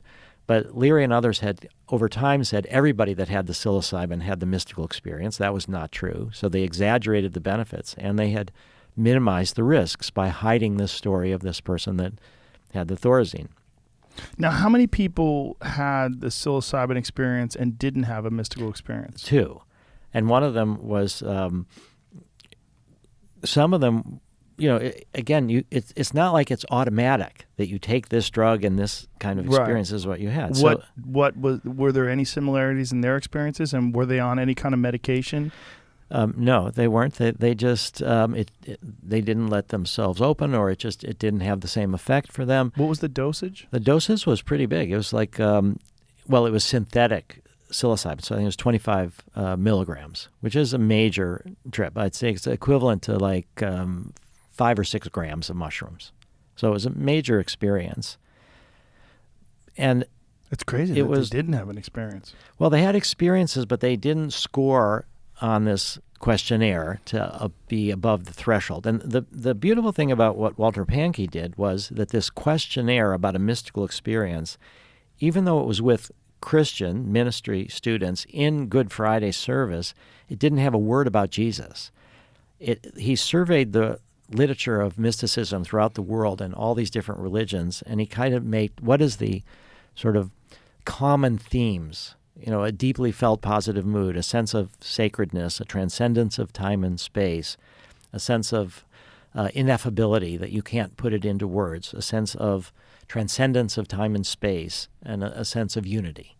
Those are the elements. And so it's something from people from every different kind of religion could respond to this. So it took out all the cultural symbols, every reference to Jesus, and that's why it's being used today at Johns Hopkins. At all the research that's being done, a lot of it with LSD, with psilocybin, even with MDMA, we use this same questionnaire that's only a tiny bit modified. And so it was a sense that this experiment really validated for me my theory of change. That if we can help more people have these psychedelic experiences and support them and help them integrate it, it may build compassion. It may reduce prejudice. It may help people want to protect the environment. And so that's what really motivated me when I was 18 to devote my life to psychedelics, that this political potential. It was only when I, 10 years later, learned about MDMA and I learned about its effect on trauma that I thought, wow, this can also be used to help people move through the pain of their lives and to really see the world more clearly, to see people that they might have been scared of, to see that more of their humanity. And so I think this kind of mystical experience and the therapeutic going together is where I think there's a lot of hope for the future. And what I was able to sort of recognize is that there's value in these things, and that we talked about the Eleusinian mysteries. What we're talking about now is mainstreaming psychedelics. And a lot of people have this idea that it's never been done before, but it's actually been done thousands of years ago in the heart of Western culture. And it was wiped out by the Catholic Church because they wanted to be the intermediary between people and spirituality. It was a power play. It wasn't a religious spiritual. It was a power play by the church to be this intermediary. And so then throughout the Middle Ages, all of this was suppressed, with the witches, with all of this. And then when the conquistadors and others come to the Western world and they see these traditions of mushrooms that are used in Mexico and peyote that's used by the Native American church and by the Indians in Mexico, and they came to South America where we have ayahuasca, their main thing was kill these people, kill the leaders, kill the shamans, because they're a source of power for their cultures. And so that was suppressed. And it was only around in the late 1950s when Western people discovered the mushrooms. And that was Gordon Wasson. Gordon Wasson, yeah. Yeah. Ironically, one of the people on the trip with Gordon Wasson was a CIA agent as well, that they were looking for mind control drugs. And that's the whole MK Ultra and this whole nefarious use of psychedelics to, they called them non-lethal incapacitants. Huh. That's an interesting way of looking at it. Yeah. Non-lethal incapacitants. They thought it was humane. Right. In a way. If you can, spray LSD in the air on a group of soldiers and then they go all in circles. Yeah. That you could come and just pick up their weapons. And you kind of could. In some ways, yeah. They did try aerial spraying of LSD. It didn't actually work. How much LSD would you... You need a lot of it. And it seems like you could wreck people. Well, that was partially their goal. Or you could slip it to people when they were about to give a talk and they would make a fool of themselves. Something like that. Right. But yeah, so... Where we're at now with the military, just to say with veterans and others, is that it seems like we're trying to reintroduce psychedelics for trauma, but in a more humane way. And so I'm not really sure. DARPA, the Defense Advanced Research Group, they've just given $25 million to develop non-psychedelic psychedelics. They're not really interested, as far as we can tell, in the war implications of psychedelics. We also have... What does that mean, non-psychedelic psychedelics? Well, like ibogaine. There's a drug called ibogaine, which is very psychedelic, but then you modify the molecule, and there's one called 18MC, and you take it, and it's not psychedelic. So you take the core molecule, you figure out what atoms you can add to it, and it has a lot of the basic properties, but you try to take out the psychedelic properties. For what purpose? Well, they think somehow maybe that's like therapeutic. A lot of them, they see the psychedelic part as a negative side effect. So if you can promote neuroplasticity or... Doesn't it seem that you just need to get a hold of these people and give them psychedelics? It does. Stop. You're doing it all wrong. That's like saying you want to do martial arts, but you don't want to touch anybody. Exactly. I want to do no-touch martial arts. Yeah, that might be... Okay. And now maybe they'll find a way that biologically something can happen, but the Why? meaning, maybe they think, well, one of the costs of psychedelic therapy is, of course, the therapists. And if you could just take a pill and you didn't need therapists, but people get meaning from the experience. Yeah, and we're clearly establishing that it's probably a good idea to have someone guide you through these things. Very much so. It's always been the goal of the shaman and the role of the shaman, and that these people who have experience in these realms and understand how to have a psychedelic ceremony and do it correctly, that there's a way to do this. And this is a very valuable piece of information, and that to just ignore that and say, we just need, maybe we could just do it in a pill and you don't need a therapist. Well, one of the things that's so frustrating that DARPA would give $25 million to study non-psychedelic psychedelics is there's more than 1 million veterans disabled with PTSD, and the VA spends around $17 billion a year on disability payments. But we've not gotten any funds from the VA for research.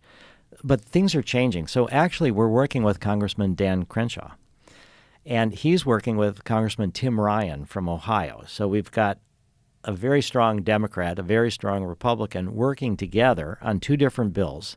One would give money to the Department of Defense to do psychedelic research for PTSD, and one would give well, we're not sure the amounts. We're thinking one would give some amount of money also to the VA. And by psychedelic research, we're saying it should be limited to ibogaine, 5-MeO-DMT, psilocybin, and MDMA. And so we don't know that this will pass through Congress, but we have bipartisan support. So it's trying to get the military to look at the healing potential of psychedelics. Yeah. And it's because a lot of the Navy SEALs, Dan Crenshaw is a former Navy SEAL, have spoken to him about their work going down to Mexico for ibogaine and 5-MeO, or their work with MDMA for PTSD. I actually had an hour conversation with him a few months ago. Dan's great. He was very open to it. Yeah, he's a young, healthy guy, he's and healthy in terms of his perspective on things. He looks at things as objectively as he can. I mean, he's clearly a Republican, but he's open to entertaining all sorts of ideas. I found him to be very compassionate. Yeah, I mean, very. when he heard about the healing potential, and he's heard stories. Well, one of the things about SEALs and about many of the people in the military is their number one goal is to help the people that are their brothers and sisters that are also in the military and that are suffering. And they will abandon dogma if they find an effective treatment. Whereas if you're just politically motivated, or if you just have these very rigid ideas about what's good and what's bad, in terms of psychedelics, bad, pharmaceutical drugs, good, counseling, good, acid, bad, like that, these sort of rigid dogmas, they get in the way of finding the truth, because we really don't have a long-standing history of treating people with psychedelics who have post-traumatic stress disorder. It's fairly recently, but it's very promising. And the people that have gone through the anecdotal evidence and the anecdotal experiences that they can relay to fellow soldiers are incredibly valuable, because these people, guys like Dan Crenshaw, who are, he's a congressman, he's in a real position of power and influence. He can shape and change the way the rest of Congress and the Senate and just government in total looks at these potential strategies and say, listen, this is something we're ignoring, and it might be the most effective thing we've ever found for this. Yeah, and the fact that he's willing to partner with someone that's very on the other political spectrum, Tim Ryan, is terrific. It's amazing. And it comes from this place of compassion for people that are suffering. Yeah. Now, the very first use of psychedelics for PTSD began in the 1950s and 1960s, and it was a Dr. Jan Bastiaans in the Netherlands, and he pioneered the use of LSD for what they called concentration camp syndrome. And they worked with people that were in the camps that were tremendously traumatized. And a lot of them were Jews, gypsies, homosexuals, others, but also some of them were Dutch resistance fighters. He was a Dutch psychiatrist. And so the Dutch resistance fighters later became, part of the government. And Dr. Bastiaans was the last person in the world that still had legal permission to use LSD till the late 70s, early 80s. And there's an incredible book called Shaviti, A Vision, by an LSD by a Holocaust survivor. How do you spell that? Shivitti. It's by an Israeli Holocaust survivor who was a writer who went to the Netherlands for LSD therapy, and he's describing what he went through during his LSD therapy. And it's horrific. My Israeli relatives knew him before and after and said that it helped him a lot, although he still was somewhat tormented just from what he had gone through. But with the LSD, there's not the reduction of fear, the reduction of activity in the amygdala, the way that you get with MDMA.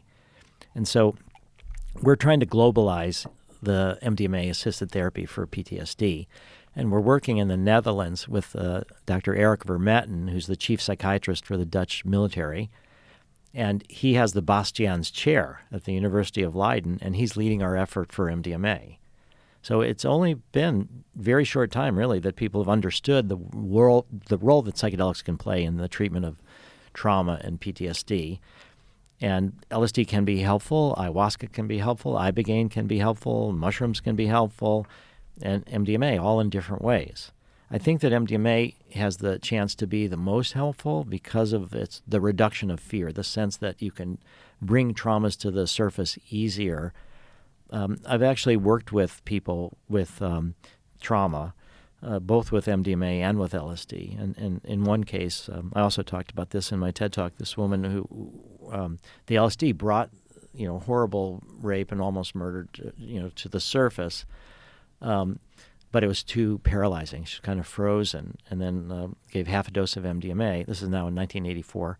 And that was the breakthrough. The MDMA softened it, made it so that the emotions could be released. And it was a really breakthrough. And so I saw in 1984 the value of MDMA for PTSD. And I just think of all the people that have, soldiers and others that have committed suicide from PTSD since then. More died that way than in the war and in the different wars. And if the DEA hadn't criminalized MDMA in 85, so many lives would have been saved, so much. But now we're trying to bring it back as quickly as we can. It's just taken a long time. MAPS has been at it for 35 years, since 1986 when I started MAPS.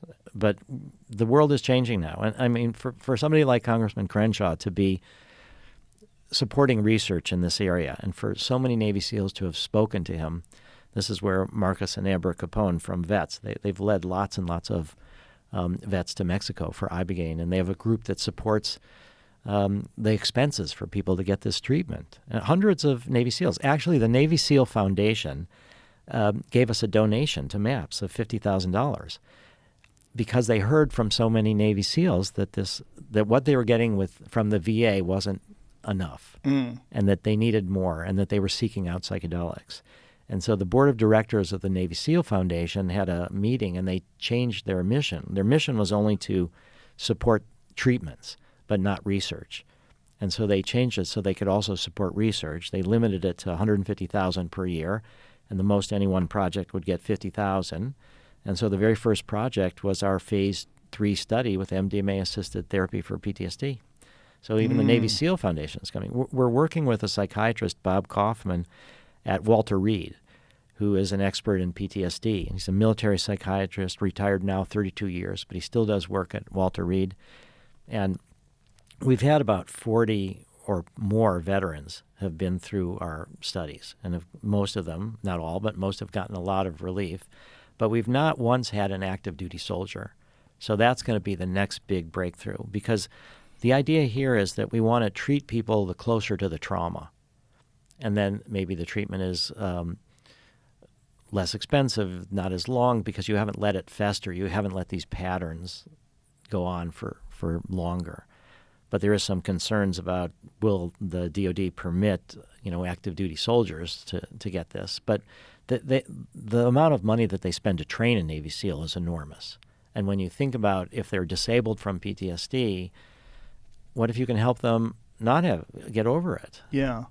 So we think eventually that'll be a big breakthrough. Just today I got an email. We're doing research for phase 3 for MDMA for PTSD in Israel, Canada, and the United States.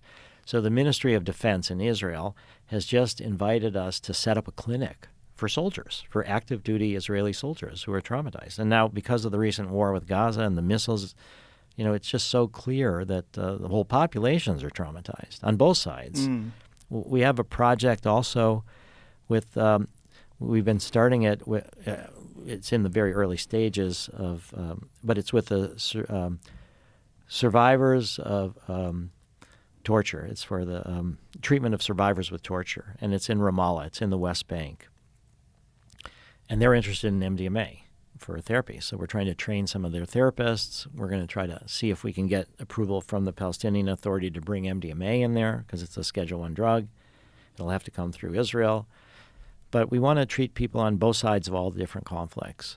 And we see that Sir General Nick Carter, who's the Secretary of Defense equivalent in England, we're working with a group in England which is supporting wounded veterans. And Nick Carter is on their board of directors. And so he's come out in favor of MDMA research. Essentially, the Secretary of Defense, in charge of all the British military, has endorsed MDMA research. So we're hoping that we'll have that in the United States, that the Department of Defense will get involved as well. And this bills that we're trying to get with Representative Crenshaw and Ryan would kind of encourage that, to try to start that.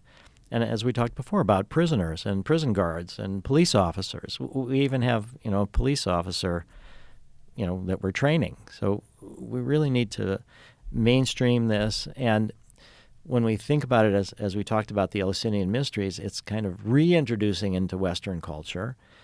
But it's this thousands of years of history and trying to bring psychedelics back to where we can sort of spiritualize the population in a way and reduce trauma as we face incredible challenges that humanity has never faced before in terms of what we're doing to the environment and the power of the weapons that we have. And so that's the kind of vision that animates the motivation for what we're doing. Well, I think we have to re-engineer the cultural narrative, right? Because for so long it's been drugs are bad.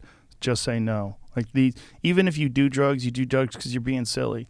You want recreation. You want some chaos in your life. Like I did all my work. I'm going to do some coke, and they do something and they feel, but I got to stop doing that. That was bad. And they have these negative associations or non-beneficial associations with drugs. And I think one of the things that obviously I have a very limited experience with MDMA because I only had one experience, but that one experience was so positive, and the next day though terrible. I couldn't read. Like I remember, we tell people it's a 2-day experience. You must rest the next day. Yeah, and take 5-HTP, right, and take something that's going to rebuild your serotonin. That could be, or just rest. I mean, so when we worked with the FDA, they said don't add supplements until we see what just the MDMA does, and we find that when you give it to people during the day and they rest the next day, supplements can be helpful, but we don't administer them and people don't use them and. Or they can if they want to, but they can be helpful. But really, what you need is rest on top for sure. And the integration. Yes. That's the idea. Is you think about, you don't rush into your daily activities. But just as a kind of funny story about the cultural narrative. So as a parent, when my youngest daughter Ellie, went to college, I thought I would give her. You gonna give her acid? I gave her marijuana. Oh. So I gave her. 10 pre-rolled medical marijuana joints that she could do with her friends because she was going to college. Had she experienced marijuana before this? Yeah, she had. And so I said, this Pennsylvania is where she went to school, Dickinson College, and it wasn't legal there. So I just said, I'll give it to you, and you can do it with your friends. So in the very first week of school, when she's just a freshman in college, she and a couple of the new people that she was meeting, girlfriends, they went off and tried to smoke a joint. But they got busted by the campus police. And it was a terrible thing. They were like, you're ruining your life and, your permanent record. You're never going to get into graduate school. And then she had to go through education, and she had to meet with a counselor. And the counselor, the first meeting they had, the counselor said, "Why do you hate yourself? No. Why are you using marijuana? You must hate yourself to escape." That's a lot of the cultural attitudes that people have. Wow. It was terrible. And she really got convinced of how negative drug education is so warped. Why do you hate yourself? Wow. Yeah. I mean, but counseling is like everything else. There's people that suck at it, right? There's people that are, I'm sure they're fully invested and really tuned in to what the person needs, and they're dedicated and they are very well educated. And then there's people that are just not good at it because they're, for whatever reason, they carry their own biases, weird perspectives, and they don't know what they're talking about. Why would you hate yourself? Yeah. It's Later, hilarious. right before the lockdown and COVID, I got invited to give a talk at Dickinson at the college. And Yeah. it was very well attended, and it was all about psychedelics. That's funny. And it was really, well, the faculty were there. Full circle. It was full circle. It was just a beautiful experience. What I was going to get to is that even though I have a limited experience with MDMA, it was very positive in terms of the actual trip itself. But are there bad trips? Do people experience? Because it seems like what it is about, the reason why it's called ecstasy. It's love and happiness and everyone's affectionate. Well, the first thing we want to say is that there's a distinction between difficult and bad. Right. All right. And so what bad is more resisting it. And so to give a good example of this, there is actually, this is about 15 years ago, but two women contacted us within the same week with similar but different stories. Both of them had taken MDMA at a rave with their friends, had taken ecstasy for a party setting. And one of them said that that prior sexual abuse came to her mind, again, because this reduction of fear in the amygdala, difficult things can come to the surface, you can look at it more. But she was with a bunch of friends who just wanted to party, and she felt that she couldn't talk to them about it. And she stuffed the feelings down, and she contacted us months afterwards and said she was feeling worse, that the MDMA had actually made her feel worse because it brought it to the surface, but she didn't deal with it. This other woman said a similar story, that she took MDMA at a rave, memories of prior sexual abuse came to the surface, and she went off to a corner with a girlfriend and talked about it, and after an hour worked a lot through it, and then went back and had a party and danced, and now she felt better and thought maybe MDMA could be great for PTSD. So there are bad trips, but bad, I think, is primarily about resistance, of not being open to it. And difficult can be productive, very productive, if you're supported through it. There's an incredible movie called Trip of Compassion that's about 3 of our Israeli PTSD patients. It's the most patient-centered documentary ever made about MDMA-assisted therapy. And you can see people having very difficult experiences. There was one woman that was kidnapped when she was traveling in Peru. A lot of Israelis, after the army, to de-stress, they travel around the world. And this was a young woman with a girlfriend, and they got kidnapped. And she spends a lot of time just shaking, letting it out, letting out the stress. So it's difficult, but supported, she ended up having a lot of healing afterwards, and it really changed her. So I'd say that not everybody gets better. Some people it just doesn't work for. Some people didn't have a mystical experience with the psilocybin. Some people, when they take it, particularly if they're taking it in unsupported settings, they don't know exactly that it's pure drugs. They don't know that if you open up to the difficult emotions, that's the pathway through. And so they resist it, and people can end up worse off from that. This was a very small study group about the people that didn't get mystical experiences. You're talking about 2 out of how many? 10. 2 out of 10. Yeah. It would be really interesting if you did it large scale and you find out what are the similarities between the people that don't have those experiences. Because is it a biodiversity thing? Like, is it some people, do they react? I know some people apparently DMT doesn't work for. Is that correct? Well, people can resist it. But I've heard it doesn't work in terms of it doesn't give them the visual experience. There are, like there are some people that are more visual than others, and some people that are more emotional than others, and some people, that it may not work. But I would think that has to do with resistance rather than it just doesn't have. I think so. But Jamie doesn't get high off edibles. Edibles don't work on him. Well, he can eat like 1,000 milligrams. Wow. That's what I'm saying. And I've seen it. People metabolize differently. And he's it just doesn't work. It doesn't work on him. Yeah. We are different biochemically. I stay away from edibles. But that's why I'm asking, because I don't know anybody like Jamie. right? So there's this guy that I know that I'm very close with that can take 1,000 milligrams of edibles. So if you were telling me about your friend, I'd be like, maybe that guy's full of shit. Maybe he needs to get some good stuff. I know what What he's about done. when you smoke? Does Yeah, I mean, I get high when I smoke, sure. Instantly, I can tell, not high. High. Edibles, I have gotten high off of them, but in general, if I would try anything, I'm with people all the time that take like a little 10 milligram, and they're like, I'm gonna go crazy tonight. Let's everybody calm down, have a cool night. And I'm like, why are you wasting your time eating that gummy? That's it's nothing.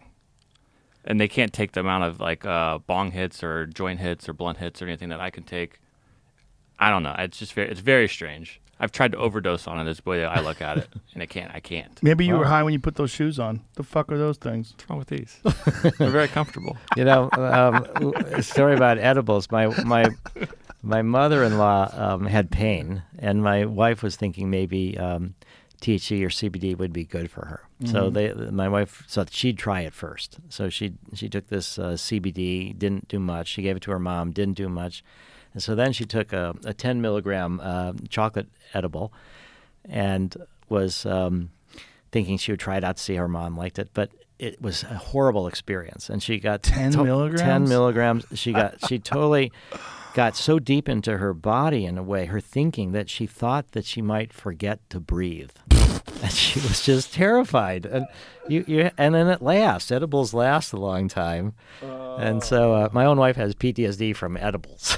I had a conversation with this couple the other day. Me and my wife were out with them, and I was asking them what Beverly Hills is like right now, because I know people that live in Beverly Hills that talked about the spike in home invasions and crimes, and they were saying, no, the police there are amazing because there's so much money in Beverly Hills. The police react very quickly. I said, I go, that's interesting. And they go, yeah, well, we had to call the police one time, and I'm thinking, I'm going to hear this story about maybe there was a guy trying to break into your house or steal your car.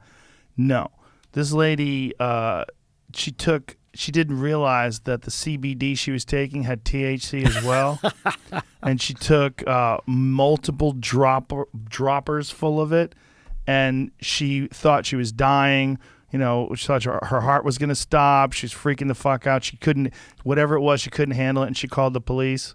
And the police were there instantly. So this was their story of the police, is that this lady had too many edibles. It's edible weed. It's the same thing, right? No, it's not. It's not. It's edible metabolized differently in your liver. So it's actually a different drug. Yeah, but I'm saying edible weed. But yeah. It's the same thing. It's 11-hydroxymetabolite. I know yes, that. Yeah, okay. But I'm saying this is no different. The droppers is no different than edible weed. Yes, exactly. So she's taking this THC laced CBD. Apparently, for some people, I've talked to some athletes, and they tell me that CBD with THC is the most effective for them in terms of alleviating inflammation and pain, and they like it the most. But some people don't recognize, like this Killcliff has 25 milligrams of CBD in it, but it's non-psychoactive. Yeah. But some CBD that you get is got psychoactive THC in it as well. That's what this lady did. And so when she did it, she was just black. She has no idea how much she took. She might have took a couple 100 milligrams. So this poor lady who weighs 130 pounds was fucking gone, and literally thought she was dying. And the cops are like, yeah, well, you're just going to have to ride this out. That's so funny. They said they get calls like that all the time, which is really hilarious. Yeah. Now, as long as we're talking about marijuana, I just want to say that we've made some big breakthroughs with marijuana. And one of them has been that there's been a federal government monopoly on the supply of DEA federally legal marijuana. And this has been since 1968. It's grown at the University of Mississippi. It's sold to the National Institute on Drug Abuse. They provide it to researchers, but it's only for research, not commercial use. It can't be used in phase 3. Is it good? It's terrible. Is it good weed? It's terrible weed. We used to always think that was the good weed. Oh, that was the thing. Back in the day, in the 90s when weed was hard to get by, people called the government weed. Bro, I got some of that. G13. Yeah.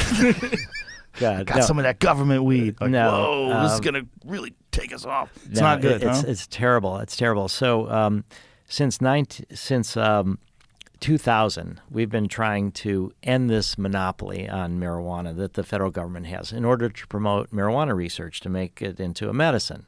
Right. And so in 2001, I spent a year trying to find the Rosa Parks of medical marijuana production. A political, who would be the most good plaintiff in a way for this effort. And so Lyle Craker was a professor at UMass Amherst, expert in plants. He'd worked in secure facilities to try to develop herbicides for coca plants. He was an expert in plant medicines, and he agreed that he would work with us to try to get a license from the DEA to grow marijuana. So we submitted his application in 2001. I call back a couple months later to the DEA and say, hey, what's going on? And they say, we don't have any record of, or Lyle called, and he said they don't have any record of his application. And he says, that's weird. I know I sent it. And so he goes to the university. They have copies of everything. They photocopy it, and they send in this new application. And then he waits a couple months and calls them, and then the DEA says, sorry, we can't accept the application because it's not an original signature. You sent us this photocopy, which is a bogus thing. So then he says, okay, I'll send it again with my written thing. Then he sends it in, and they do nothing for 3.5 years. And then we sue them for unreasonable delay under the Administrative Procedures Act, and we get the judge says it's not unreasonable delay, but DEA, at least you better explain why you're taking so long. So they realized they should reject. So they rejected the application. Then we could sue them on their rationale, which was bogus, that they couldn't do this, international treaties and all. So then we had a DEA administrative law judge hearing that was 8 days of testimony inside DEA headquarters. You have to get a security clearance just to go to the courtroom. And we won the case. And the judge said, the marijuana, it's in the public interest for Lyle to get this license. And then the DEA rejects the recommendation. They wait 2 years, actually, and they waited until 6 days before Obama got inaugurated in order to reject the recommendation. So he couldn't come to it fresh. And then Obama does nothing for 8 years. And then near the end of his term, the DEA under Obama says, finally, we're going to give this, we're going to issue these licenses. And they put something in, I think it was August 2016, in the Federal Register. Around 30 people apply. Then Trump gets elected, and Sessions is against marijuana, and they squashed it all. Then we're working with Dr. Sue Sisley in Arizona, in Phoenix, and she had submitted one of the licenses. She sued the DEA to try to reveal, who applied. They didn't even, and they finally gave the list of who applied, but they didn't want to give any of the licenses still. And so what just happened about 2 weeks ago was that finally the DEA has given licenses for domestic production of marijuana federally so that people can grow to make it into a medicine. It's since 1968 has been this federal monopoly. There's been a company, GW Pharmaceuticals in England, that got a license from the Home Office in 1998 to grow marijuana, and they grew CBD marijuana. And they just were sold for $7 billion to Jazz Pharmaceuticals. They made Epidiolex, which is for childhood epilepsy, CBD for childhood epilepsy. They had a drug, Sativex, also. So now we've ended this monopoly on the production of marijuana. And also, the state of Michigan, when they legalized marijuana for recreational purposes, it was friends of ours at the Marijuana Policy Project that put it in there, and they wrote the initiative language, and they had a paragraph that says of the money that they're going to make from the taxes, they have to put $20 million a year for 2 years into studying cannabis for veterans' health and to reduce veteran suicides, and the money can only go to nonprofit organizations or academic researchers. And they just put out the request for proposals June 1, just a few days ago. And we have been preparing for this. So we have a protocol that we've already submitted to FDA, and we've already got some comments back to study in around 300 veterans with PTSD, cannabis. We're going to go for a $10 million grant from the state of Michigan. And we've previously gotten a $2.2 million grant from the state of Colorado to do a marijuana study that we did with Sue Sisley. It was 76 veterans. And we had one group got THC, one group got THC-CBD combination, one group got CBD, and one group got placebo, where they take marijuana and they wash it with alcohol and you wash out the terpenes and the cannabinoids. And the study took us 7 years to get approval. because the government didn't want to supply us the marijuana. They did, but we had FDA approval 7 years to get permission, 3 years to do the study, several years to write up the research. We just published it recently. And we demonstrated safety. But the problem was, and I'll illustrate it by one person, was that there was one person who did great, and his PTSD symptoms were reduced, and he was really excited about that. But more importantly, he was on opiates for pain, and he was able to get off the opiates and to use the product that he had been given. And so he wanted to become a public spokesperson for the study. He spoke to the media a bunch of times. When the study was over, we uncovered the blind, and it turned out he'd gotten the placebo. Oh, wow. It was super embarrassing, in the public. Wow. Interesting. So what we found in this study, unfortunately, was that the group that did the best had the THC. The group that did the next best was the placebo, which completely befuddled us. And then the group that got lesser benefits was the THC-CBD combination, and the group that got the least benefits had CBD only. Really?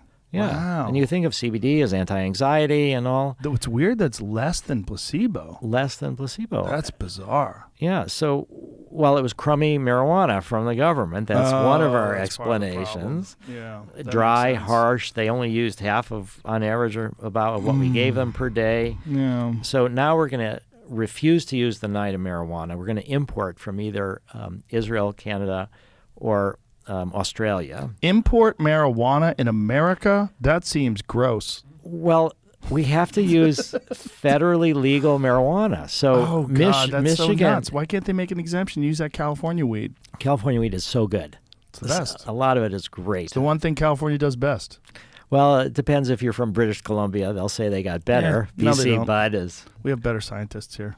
well, and then the Colorado people are starting to be pretty proud of their They're stuff. pretty and goddamn good in Colorado, too. It's not much difference between Colorado and California. And also Seattle. The Pacific Northwest people, they don't fuck around either. they know what they're doing. They make some real shit. But we can't use any of it That's because outrageous. FDA is federally regulated. That's one of the questions that I had for you. What progress, if any, has been made on the push to get the federal government to release marijuana from Schedule 1? Quite a lot. But I think my current prediction is 2025 is when we will have federally, a law will be passed like the end of alcohol prohibition that says there's no federal penalties for marijuana. It's up to the states.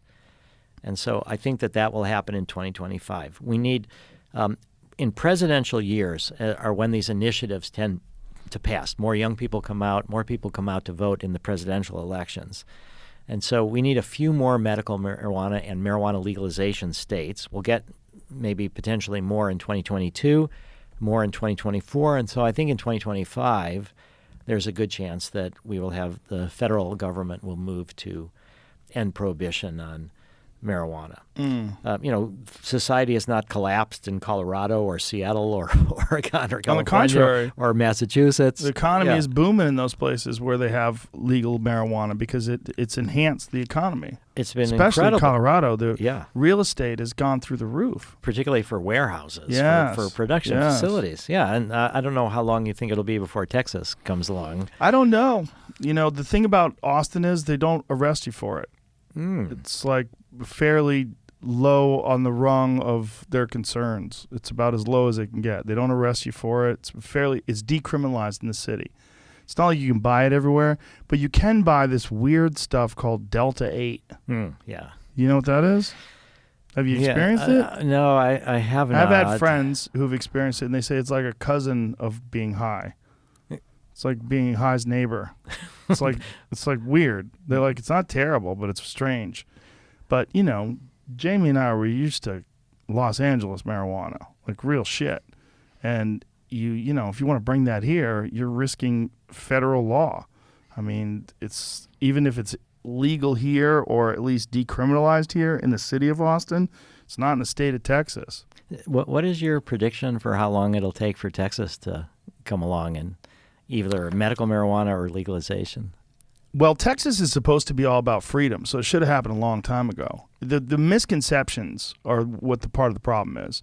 The misconception is that marijuana people are lazy losers, and that drives me crazy as a person who has 3 fucking jobs and works all day and works out constantly. Like, you guys are out of your mind. You don't even know what you're talking about. It's a bunch of people that don't understand the effects of marijuana, and they're the ones who are making decisions about marijuana. And it's foolishness, because I feel the exact opposite about marijuana. I think marijuana, it makes me work harder because it makes me aware of, some people say paranoia. I don't necessarily get paranoid, but I do get hyper aware. And when I get hyper aware, I'm hyper aware of flaws in my thinking and behavior and reasoning and the things that drive me crazy. And one of the things that drive me crazy about myself is any perceived lack of discipline. So I work harder because of marijuana. It makes me more tuned in. I ran the New York Marathon. I've only run the marathon once, but right before the marathon started, sorry. Marijuana marathon. Right before the marathon started, I ducked into a porta potty and smoked a joint. Yeah. And then I'd never run that far. I'd only run about 18 miles before, and I wasn't sure if I was going to make it. And so I was realizing that if I define success as succeeding to run the entire marathon, then the whole time that I'm running, I'm going to be carrying this anxiety. I might be a failure. I might be a failure. Yeah. And this marijuana helped me think differently, and I realized that I should define success as trying, and that if I could be happy for every step that I took, that was a success, however far I got, that I was trying something I'd never done before. And that made a big, big difference. But then in the middle of the marathon, I got tired. I ducked into another porta potty, smoked another joint, and made it the whole way. And it was, so for me... Did you get revived from the second joint? I totally did. And when there was a bit of time where I had to walk. I got so tired a little bit. And then, but I made it the whole way, and I kept running even after the finish line. But I love, one of my favorite things is I'm from Boston. One of my favorite things is to get high and shovel snow. It's very meditative. But I also think in terms of work that I talked about smokable tasks for strategizing. But now we have a pattern, and I'm not scared to say this, but before we submit documents to the government, to the FDA, I get high and I edit the documents with some of our other staff. And you get very attuned to every word you're using, what the implications are, where your arguments are strong, where they're weak, what you're missing. Makes you very sensitive, right? Yeah. So we do the final editing is me getting high before we submit stuff to the FDA. I like it. I like it. And it's been really helpful. I think it's very wise. And that's using marijuana as a tool. And again, yes. You're talking to someone who's a regular marijuana user, so I'm aware of the benefits of it, the pros. So someone listening to this, they might be, if they don't smoke marijuana or they don't have any experience with it, they might listen to these idiots talk about how good it is to smoke weed before you review something important. But to someone like me, you saying that, I'm like, absolutely, yes, I get it. Yeah. I understand. Well, your invitation for me to come here for this podcast in Austin has now led for some meetings yesterday. We're going to try to make Austin one of the sites for giving marijuana to veterans with PTSD for our application to the state of Michigan. Oh. So we're going to try to have multiple sites in Michigan to make sure that we get the local people involved. But we'd like to have some in non-medical marijuana states, which would be Florida and also Texas. That's great. Texas Florida is a bit of a medical marijuana, but it's not marijuana legalization. Well, they have medical marijuana here, but it's very rigid. Like you have to have like some serious illness. You can't just have headaches. Like California's got some, before it became legal in 2016, we had some really bogus requirements. You just have to, my feet hurt. And they're like, oh, here you go. You didn't really have to have a real problem. When you're talking about marijuana and marathons, I wanted to know, are you aware of the connection with marijuana and jiu-jitsu? No. Okay. This is interesting because jiu-jitsu, which... Jiu-jitsu is a very misunderstood martial art because when people think about it, they think of like just meatheads and people just squeezing each other's necks and getting which there's a lot of that for sure. But there's also a lot of nerd assassins is the way we describe them, like really super intelligent people that if you looked at them on paper, you would never think that this guy is a jiu-jitsu wizard. You would think that this guy is he's like a computer programmer or something. But a lot of jiu-jitsu practitioners smoke marijuana, a lot. And a lot of them smoke marijuana before they train. And I always found that I had my best training sessions when I was high, and that I could literally get like one step better at jiu-jitsu when I was high. It wasn't necessarily good for learning technique, though. I would only like it when I was rolling. So, like, say if someone was trying to teach me a particular move, I would want to be sober when learning the move, because jiu-jitsu moves are super complicated. Like, a leg lock or a heel hook or something like that. You have to have this foot here, and you're pinching your legs here, and this foot is here, and then when the guy turns this way, you're framing off with your shin to block his movement, and you want to have the toes clamped in your armpits. There's a lot of things you have to think about, right? And I don't think marijuana is necessarily conducive to learning all those, because you just get too drifty, kind of. But for what you already know, applying that in sparring, marijuana is insanely helpful. I'm much better when I'm high, when I roll. I mean, much better, like quite a bit. And to the point where there's actually competitions where people get high and then compete. High rollers, Brazilian Jiu-Jitsu. There's Wow. Yeah, there's a company called High Rollers, BJJ, and High Rollers Brazilian Jiu-Jitsu puts on competitions, and they televise them. Wow. And these elite athletes smoke marijuana. Look, they get gifted giant buckets of marijuana when they win. Like guys like Jake Shields. Jake Shields, who is a multiple champion in multiple different mixed martial arts organizations, and an elite Brazilian Jiu-Jitsu black belt, and they get high, and then here, play one of these, and you can see as these guys go out there to compete, see if it shows them smoke the weed first, because usually it does.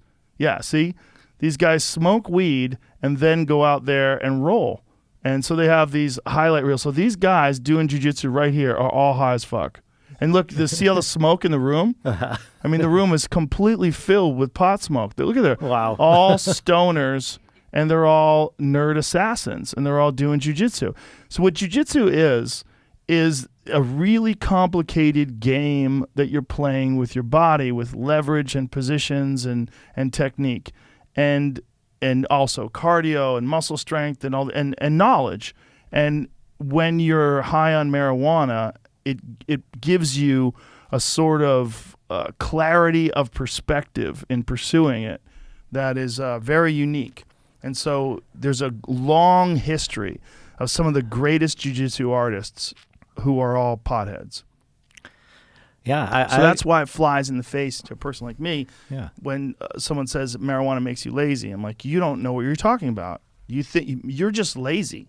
Like, if you're lazy because of marijuana, you're just lazy. It's just marijuana just happened to get there while you were being lazy.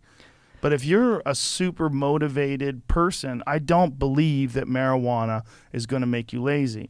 But I do believe that many young kids with the wrong influences and the wrong activities in their life that they do together as a group could lose their way by just getting high all the time and escaping reality. And I think that's a function of not having good structure in your life, not having good goals in terms of the things you're trying to do, and good friends that push you and that all work together towards things that you're trying to accomplish in your life, and then talk to each other about the benefits of accomplishing things. And, oh man, I didn't think I was going to make it. Like you talking about the marathon. Yeah. But when I made it, I realized, like, wow, I can do it. I did it.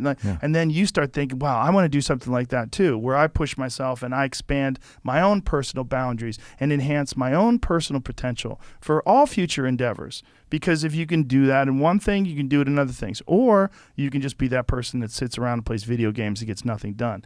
That's possible too. But I think it's a structure issue. I don't think it's an issue in marijuana itself. So that's why I take umbrage with that. When someone says marijuana makes you lazy, I'm like, no, you're just lazy. Yeah, well, you talked about motivation. Yeah, I think the best way to understand these drugs, marijuana, psychedelics, is they're just tools. and how you use them. You could give somebody a hammer, and if they could smash their finger and be screaming, or It's a bit in my act. or they could build a house. That's literally a bit in my act. I go, if I give you, it's like a tool. I give you a hammer, you could build a house with it, or you could hit yourself in the dick if you're fucking crazy. Yeah, that's how we should understand it, Exactly. and it's what you bring to it. It's the fundamental problem with the drug war is that we've made certain things good drugs and bad drugs, and we've lost the point about the relationship that you have with it. It's about the relationship and what you do with it. The best example from the FDA point of view is thalidomide. Thalidomide, we know, was given to women for morning sickness and caused horrible birth defects with deformed limbs. But that was the quintessential bad drug. The only person that ever won at FDA that ever won the Presidential Medal of Honor was this woman, Frances Kelsey, who blocked thalidomide from coming into the U.S. because she was worried about safety. But thalidomide is now a medicine. It's a medicine for certain cancers and leprosies. And so it's not a good drug or a bad drug. It's how you use it, what you use it for, how you're preparing, how you're careful. They're just tools. And we've tried to personify these are good or evil things. And I think that that's a complete misunderstanding. The same way, ecstasy can be a party drug or it can be a therapy drug. And some of the vets in our studies and others have said, I don't know why they call this ecstasy, because it helps them go through painful emotions. And they don't associate it with a party drug. Even when we train therapists and even patients, we let people into our studies if they've done MDMA up to, I think, 5 times. So they couldn't have done it that way, but we don't want if they've done a whole lot. But if they've done it up to 5 times, and those people that have done it that way have done it in party settings. And when they do it in a therapy setting, they say it's a completely different experience. Can I ask you why you choose 5? Well, it's just what if somebody had 6? Well, that's the thing about clinical research is you have to be arbitrary about certain things. You have to be, that's why some therapists are reluctant to work on clinical research. You can't modify according to the needs of the moment, which we will be able to do post-approval. But 5 we just chose as an arbitrary number. People have talked about how there's diminishing returns sometimes over time for MDMA. For me, it happened after about 40 or 50 times. I was really made for MDMA. And it's still... 40 or 50 times you had diminishing returns? Well, no, 40 or 50 times was no diminishing returns. But once you hit over 50? Well, I still use it. My wife and I like to try to do it once a year. It's really great for our relationship. It's still really powerful, but it's not quite the same as the first experiences. So that's why we made a limit. We didn't want people to have done it a whole lot. Right. And we wanted to have them come at it fresh in a way.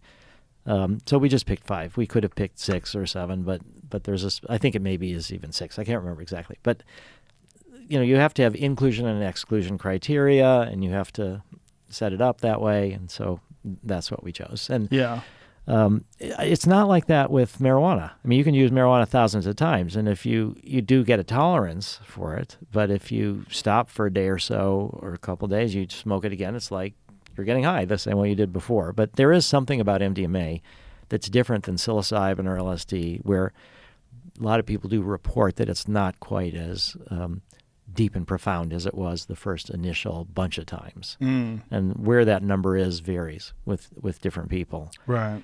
But I think, and in the research with MDMA, we're also saying it's a tool. We're using it in this particular way. We've now succeeded with our first phase 3 study. So in the 35 years of MAPS's history, we've raised over $110 million in donations. And so we now have the MAPS. And now because we think we're about to succeed, we've started in 2014 the MAPS Public Benefit Corporation. And that's our pharmaceutical arm. It's led by Amy Emerson and Bera Yazar-Klusinski, and there's about 80 people in this public benefit corporation, about 40 or so in the nonprofit. People donate to the nonprofit, get tax deductions. The nonprofit transfers the money to the benefit corp. The benefit corp does the research and will eventually sell MDMA by prescription if we get approval. And so we have now realized that there's when I first started MAPS, I thought that it was invented by Merck in 1912, so it's not patentable. It's in the public domain. In the 80s, when I started MAPS in 86, another group started a for-profit company to develop Ibogaine for opiate addiction. And they called it NDA for New Drug Application International.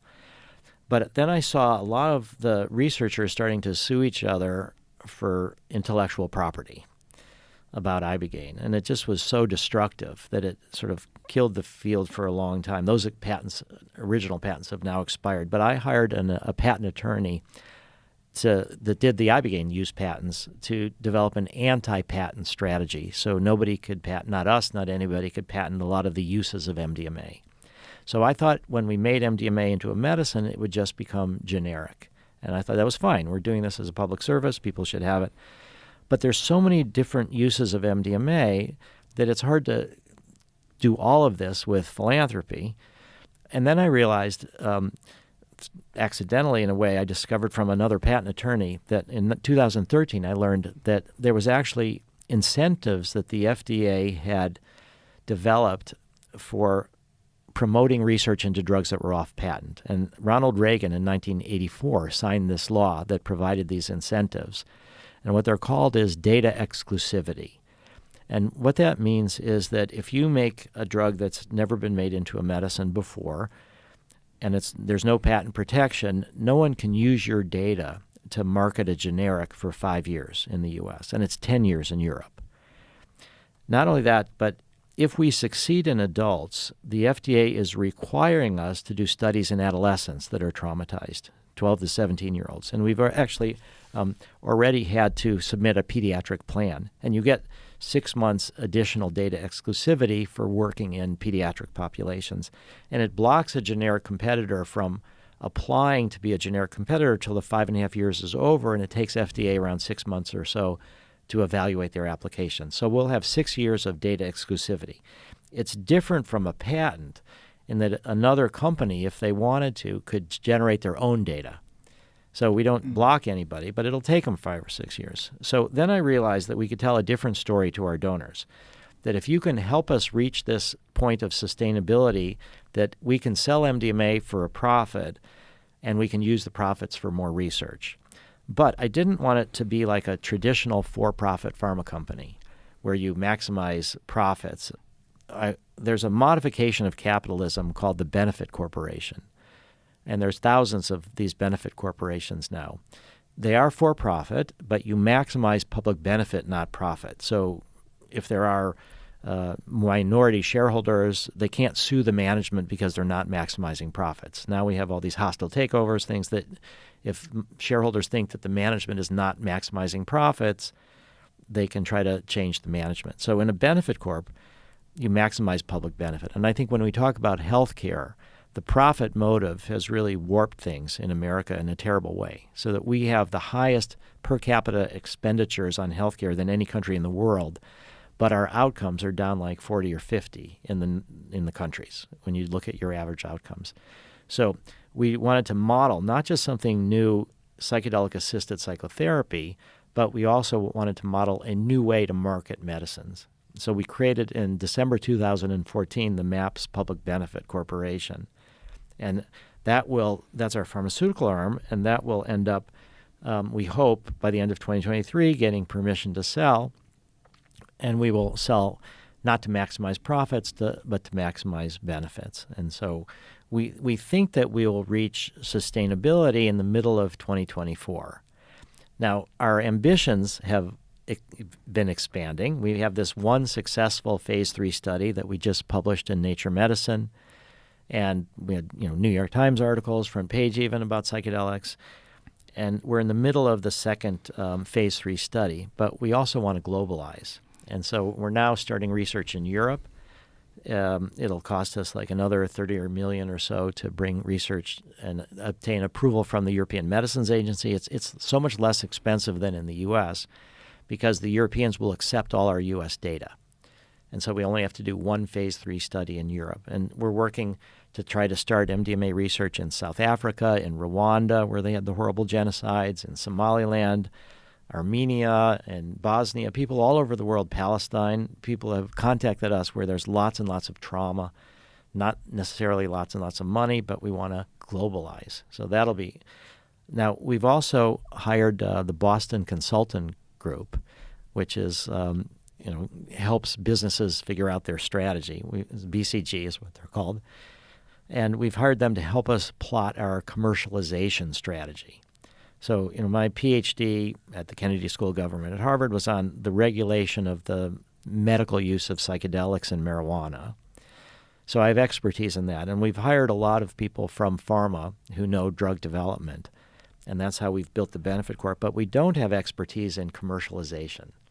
So this BCG report was to help us understand what is the path to commercialize. And so when you have a pharmaceutical company, you need all sorts of new functions to do commercialization. Government affairs, you need to have pharmacovigilance, you need to track how everything is going, you need to we'll need to reschedule in all the states. So, for example, when FDA says a drug is a medicine, the DEA must reschedule out of Schedule 1, but where it goes is up for discussion.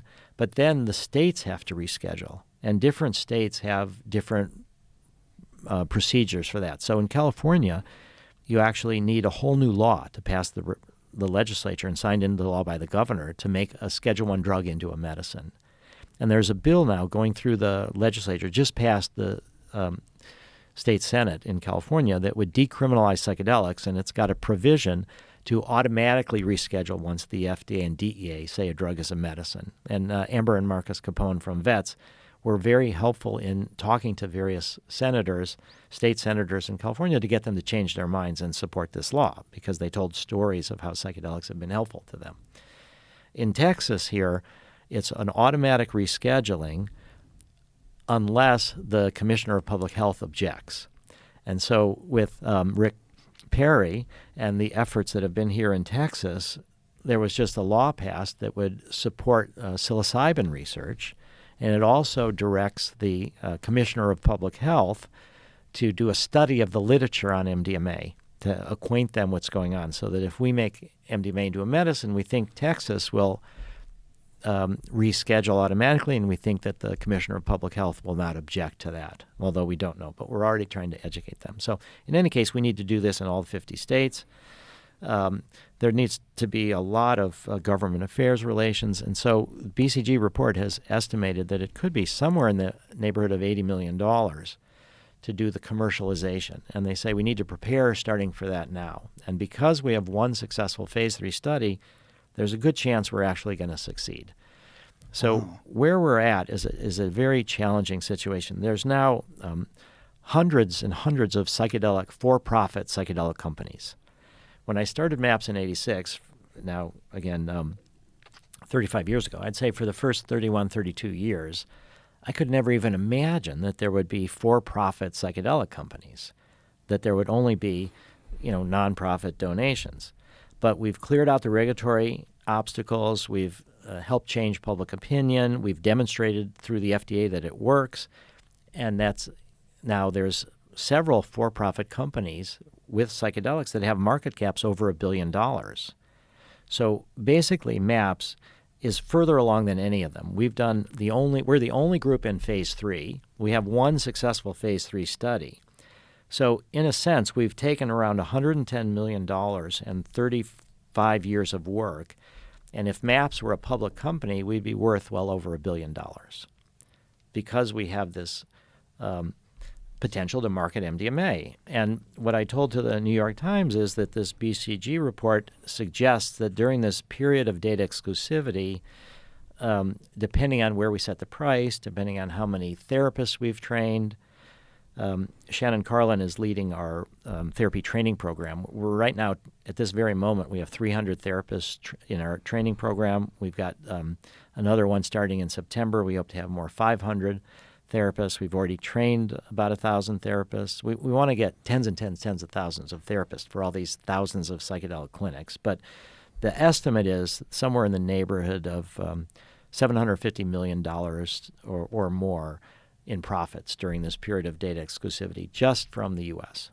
And we're also working in Canada and Israel. But the challenge that we face is that now we think we're going to fully globalize, to commercialize, complete everything that we're doing, we're going to need to raise about $150 million more, about $50 million a year for 3 years. But that will make MDMA available in much of the world. We'll hit this sustainability point. We'll get this income from the sale of MDMA. We'll be able to complete globalization, complete commercialization. And you will be the only ones that are able to sell this MDMA? During this period of data exclusivity, unless another company decides to do their own research.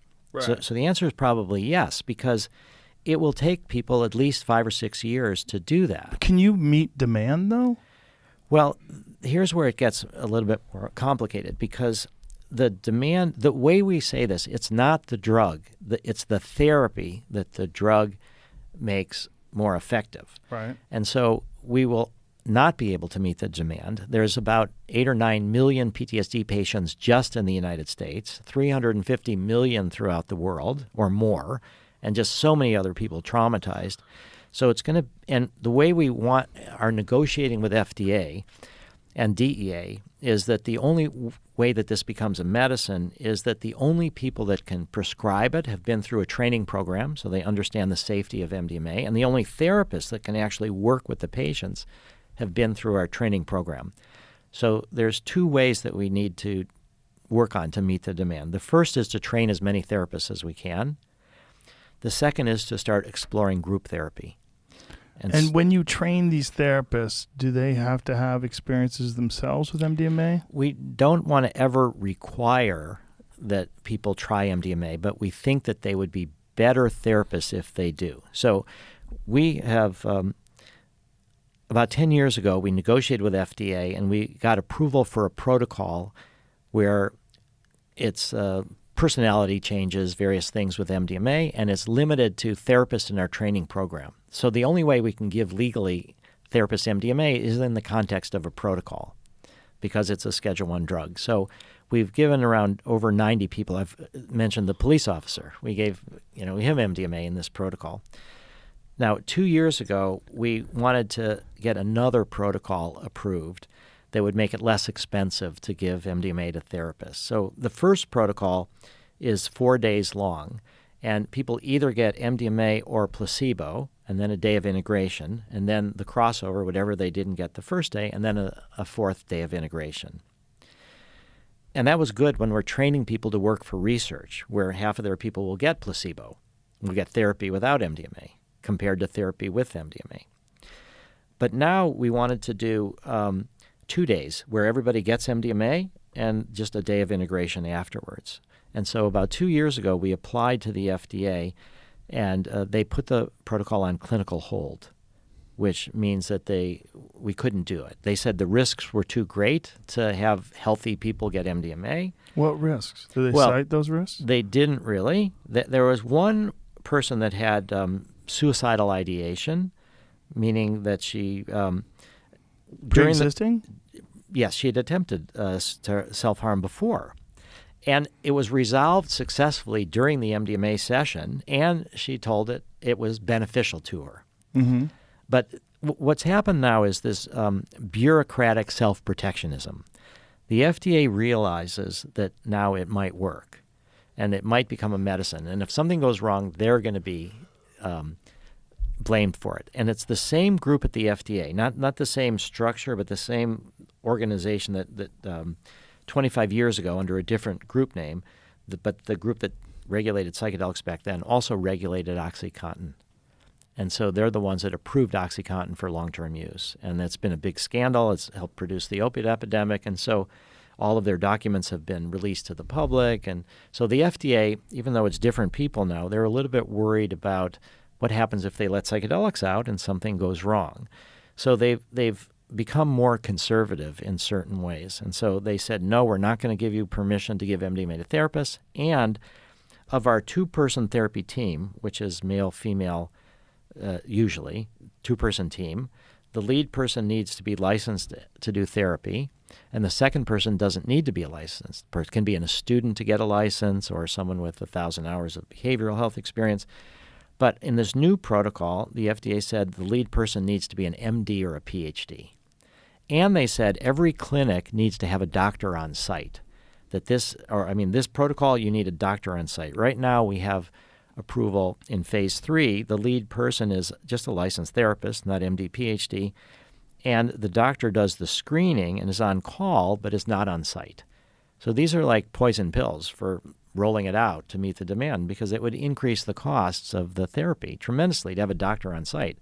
Many therapists have private practice offices. They don't need, if they had to pay for a doctor on site the whole time, it would be way too expensive. So we've been through a 2-year process, and we decided that we needed to fight this. And so we actually hired attorneys with expertise in challenging FDA in what's called the formal dispute resolution process.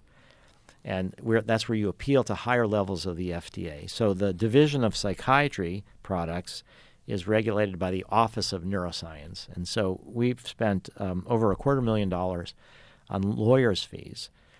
It's kind of a mixture of law and science. And we went to challenge the FDA. And we said that, first off, it's not too risky to have therapists volunteer for this. So we did a survey of the 90 therapists that had been through it, and they uniformly almost said very high average scores, that it was very helpful to them professionally to learn how to understand what MDMA does. It helped them to be better therapists, and personally they got a lot out of it, and the harms were very, very minimal or virtually non-existent. We got letters from expert therapists and academics and said over 20 letters saying MD or PhD doesn't make sense, that licensed therapists can do just as well or better because they practice therapy. MDs don't even know what therapy is. Even psychiatrists a lot of times are trained to sort of be arm of the pharmaceutical industry and psychopharmacology. They don't even have to do therapy themselves to be a psychiatrist. PhDs in psychology are often trained to do measures. They're not necessarily therapists either. It just, from the FDA, they don't regulate psychotherapy. That's what's so challenging for them. This is the first time that the FDA is not looking just at drugs. So the way ketamine was approved, and there's ketamine clinic here in Texas, the way in Austin, and hundreds of ketamine clinics, it was approved just as a pharmacological treatment without any kind of therapy with it. But we think therapy is part of it. So this is the first time FDA is trying to regulate therapy.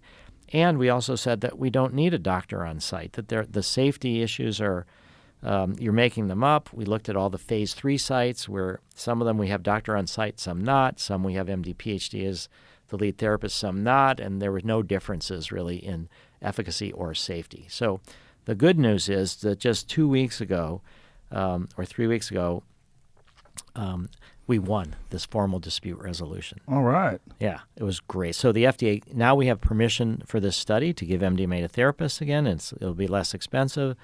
MD, PhD is out the window, and doctor on site is out the window. Where is the MDMA coming from now? Well, in 1985, I had some made at Purdue University by a Dr. Dave Nichols. 85? 1985. And we're You still... had some 36-year-old MDMA laying around? It's incredibly stable molecule. Now, it's not used in phase 3, so I'll just say, so at that point, I paid him $4,000 for a kilogram of MDMA. Whoa, what's that worth on the street? A lot.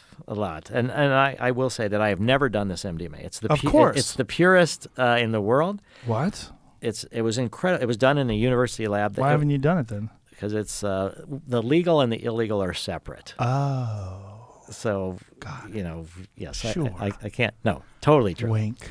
No, totally true. I've I never believe done you. it. Oh, for sure. I wish I could have, but Dave actually got a good yield. It was 1.5 kilograms. Oh. So the reason I share this is just to say it's an extremely stable molecule. We are still using it in non-phase 3 studies because it's not, quote, GMP, good manufacturing practices. It's just as pure, but there's not all the data about it. It's not made at scale, but it's just great. So we've had to find new suppliers for MDMA. So to answer your question. Dealers. Producers. And there are multiple companies in the U.S., Canada, Netherlands, England, Switzerland that we got bids from to manufacture our medical-grade MDMA. Wow, that is interesting. Yeah, so we're like a drug company. A lot of drug companies contract out to research labs to make their drugs. Well, they must also be very aware that with MAPS, it's such a legitimate organization with such a long history of success that you guys are basically opening up the door for this industry. Yes. And they'd like to get in on it as quickly as possible and have an established foot through the door. Yeah, and they think that this could go very big. So there's it absolutely could. Yeah, so it very well could. And eventually, I think Hopefully. 2035, after a decade of clinics, I think we'll have licensed legalization, and people will be legally able to buy psilocybin, MDMA, LSD. Well, I love all the these fact that drugs. you're planning this far ahead. It's a bummer that here we are in 2021, and we have to think in terms of 14 years from now, it being legal, something that should be legal right now. But I do love the fact that your strategy is so you guys are patient and calculated, and you're doing it right. Yeah. Yeah, well, to say the first medical marijuana states were California and Arizona in 1996. That's 25 years ago, and we still don't have federal legalization of marijuana. People are motivated by stories. They need to hear stories. That's what Congressman Crenshaw, what motivated him was hearing stories from other Navy SEALs. It wasn't so much data. It was stories that the people that said. So we think that the FDA needs data. They don't want to hear stories. They need data. Right. But once they make it into a medicine, and then we roll out these thousands of clinics, we and others, and there'll be psilocybin, ketamine, MDMA clinics, and maybe 5-MeO-DMT and Ibogaine and other clinics. But they'll be trained, therapists will be cross-trained, there'll be psychedelic therapists, but then there'll be stories and stories and stories of people that have gotten benefits from psychedelics, and that's what will change public opinion to move to licensed legalization in 2035. But to just backtrack for a second, the MDMA that's manufactured now for us in England, it's a company that also makes LSD and psilocybin, and they make MDMA for us. So they're What a daring company. they're really, really good. What are they called? Onyx is the name of the company. Oh. But they make what's called the active pharmaceutical ingredient. That's called API, the active pharmaceutical ingredient. That's like the powder, whatever.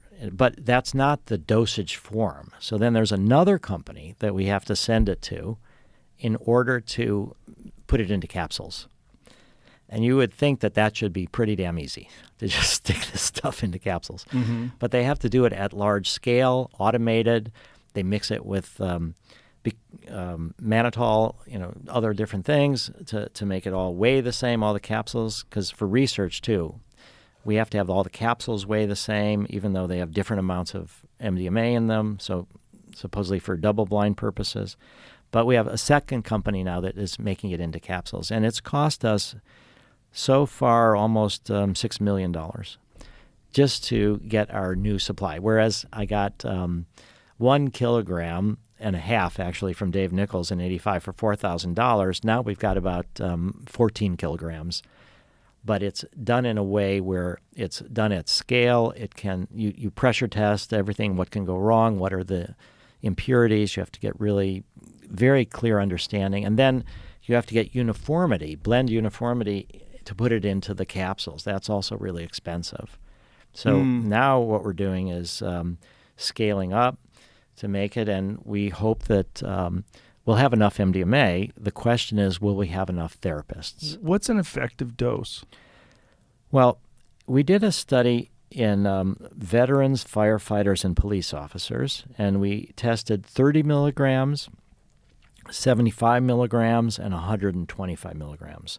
And we thought that the effective dose was 125 milligrams, and we thought that 30 and the 75 would not do quite as well. Now, just to say what we do, we do believe that longer is better in the therapeutic session. So 2 hours after this initial administration of whatever it is, we give half the initial amount. So 125 with 62.5 milligrams, 75 with 37.5, or 30 and 15 milligrams. And that extends this plateau that's called the optimal arousal zone. So when people have PTSD, one of the common responses is they become emotionally numb. Just it's too painful, or people are hyperactive, hypervigilant, and they're constantly on edge. But in neither of those conditions are people really able to do therapeutic work to process the trauma. They're either too numb or too reactive. So the MDMA brings people into this optimal arousal zone where they can feel safe and process the trauma. So what we discovered in this study, to our surprise, was that the 75 milligram group actually did great, even a slightly better than the 125 in this one particular study, although there were other differences. The groups, when you randomize, it doesn't mean that everything is equal. It's random. And so what we showed is that the PTSD symptoms were pretty much equal in these different groups, but depression was a lot higher in the 125 milligram group than in the 75 milligram group. But in any case, the 75 milligram group did great. And we've tested 0 milligrams, 25 milligrams, 30 milligrams, 40 milligrams, 50 milligrams, 75, 100, 125, and 150, all with half the initial amounts. So our phase 3 studies now are designed, there's 3 MDMA sessions, 1 month apart. And there's 12 90-minute non-drug psychotherapy sessions. 3 before the first MDMA session for preparation, and then 3 after each MDMA session for integration.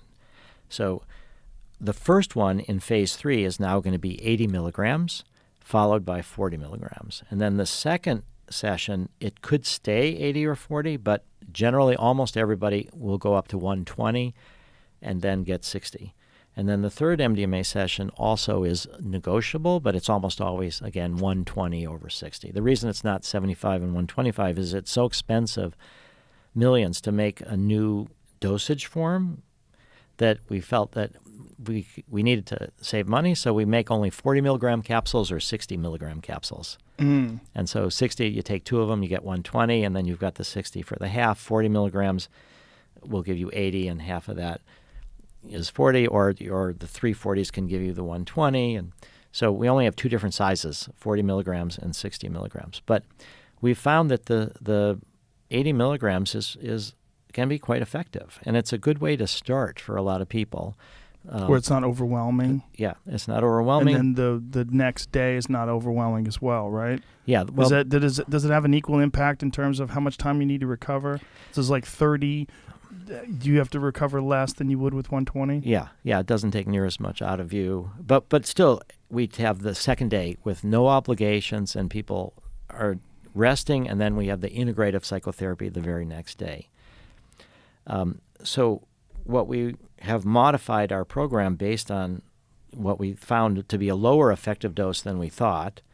But what made it complicated is that it's important the goal is to try to do double-blind studies, randomized, placebo-controlled double-blind studies, so people don't know what dose they're getting, so that then you can say it's due not to their expectations. If there are differences between the 2 groups, it's just due to the dose. And so what we are trying to do is find out what dose of MDMA is high enough to cause confusion. People aren't quite sure, but not so high that it's so therapeutic that you can't tell a difference between the 2 groups. And to our surprise, as I said, the 75 milligram group in that study was effective, so it was a lower effective dose than we thought. But the 25, 30, 40, and 50 milligrams made people uncomfortable. It was like turbulence when you take off from an airplane. You have to get up above the clouds and then it's smooth sailing. But if you're in this kind of turbulent phase, it can make you uncomfortable. Stuff comes to the surface. You're supposed to talk about your trauma. You've been burdened by your trauma for a very long time, but you don't have enough fear reduction. So what we showed is that people all got better, but the people that got, if you gave people therapy without any MDMA at all, they did better than the people that got therapy that got 25, 30, or 40 milligrams. Interesting. And so that meant that my dissertation was wrong. I had thought I'd solved the problem of how do you do a successful double-blind study. And it was going to be therapy plus low dose of whatever it is, low dose psilocybin, low dose MDMA, low dose therapy plus low dose versus therapy plus full dose. Now, with MDMA, what we discovered is that if we use low doses, 25, 30, 40 milligrams, that we can produce enough confusion that the FDA would consider it successful blinding, but that it will make it easier for us to find a difference between MDMA with low-dose MDMA than therapy with low-dose MDMA, or therapy with no MDMA at all. So the real question is, if you can do the work with therapy, why bother add a drug? So when we went to the FDA, we said, we can give you blinding with low-dose MDMA with therapy, but it's going to make it easier for us to find a difference between the two groups, and that we suggest that we do therapy with inactive placebo versus therapy with full-dose MDMA. And most people, almost everybody, will be able to tell whether they've got MDMA or not, and the therapist will be able to tell. But that's the fair test. Can we do this? And so that's what the FDA, there's a fellow named Bob Temple, like the old wise man of the FDA. He's been there since 1972. He was in charge of the Office of Science Policy. They brought him into the final meeting where we discussed our design of Phase 3. And he was part of the group that said, yes, we can do therapy with inactive placebo. And he said there's two main ways then to, or he didn't say, but the FDA was, there's two main ways to reduce experimenter bias when the double blind doesn't work. One is called random assignment. You have everybody pass the same screening, the same inclusion criteria. They're all similarly motivated. They're all willing to get the full dose MDMA, but then some do and some don't. Then the other part of it is, how do you evaluate whether the treatment was successful? You can't have the therapist evaluate or give measures to the patients because they're biased. They might think they know who got the MDMA, who not. So we need a very robust system of independent raters that are trained by the Boston VA. We have over 20 of these. They're inter-rater reliability. They do an hour interview. It's called the CAPS, the Clinician-Administered PTSD Scale. It was developed by the Boston VA. And so they're randomly assigned on telemedicine to evaluate the patient, the next patient that comes in. And so one rater doesn't follow the patient through the study. And so that's how the FDA said that we can do the studies. And we have a signed agreement in what's called the Special Protocol Assessment process. And so once we present the data to the FDA, they can't say, we don't like your methodology. If we get statistically significant evidence of efficacy and no new safety problems arise, then they must approve the drug. And then when we went to the European Medicines Agency and we said to them, we would like to bring this to Europe, we would like to globalize, here's the same issue. How do we do a double-blind study? Here's what the FDA said. The EMA, the European Medicines Agency, agreed with the FDA, and they said we have to do one Phase 3 study of 70 people in Europe. Again, therapy with inactive placebo versus therapy with full-dose MDMA. And the European Medicines Agency also said that they want us to work with refugees and migrants. They want us to enroll some refugees and migrants in the Phase 3 study because there's so many Syrian refugees and North African refugees in Europe, and there are a lot of them horribly traumatized from becoming a refugee and trying to cross these borders and traffickers and all of that. So we're going to try to include some refugees and migrants. But that's basically the design of the studies. And so the active dose will also be in Europe, starting with 80 milligrams, followed by 40, and then the second and third is almost always 120, followed by 60. And you'll be interviewing these people. And what's the protocol for establishing success in terms of like the how the study went, how the experience went for these people?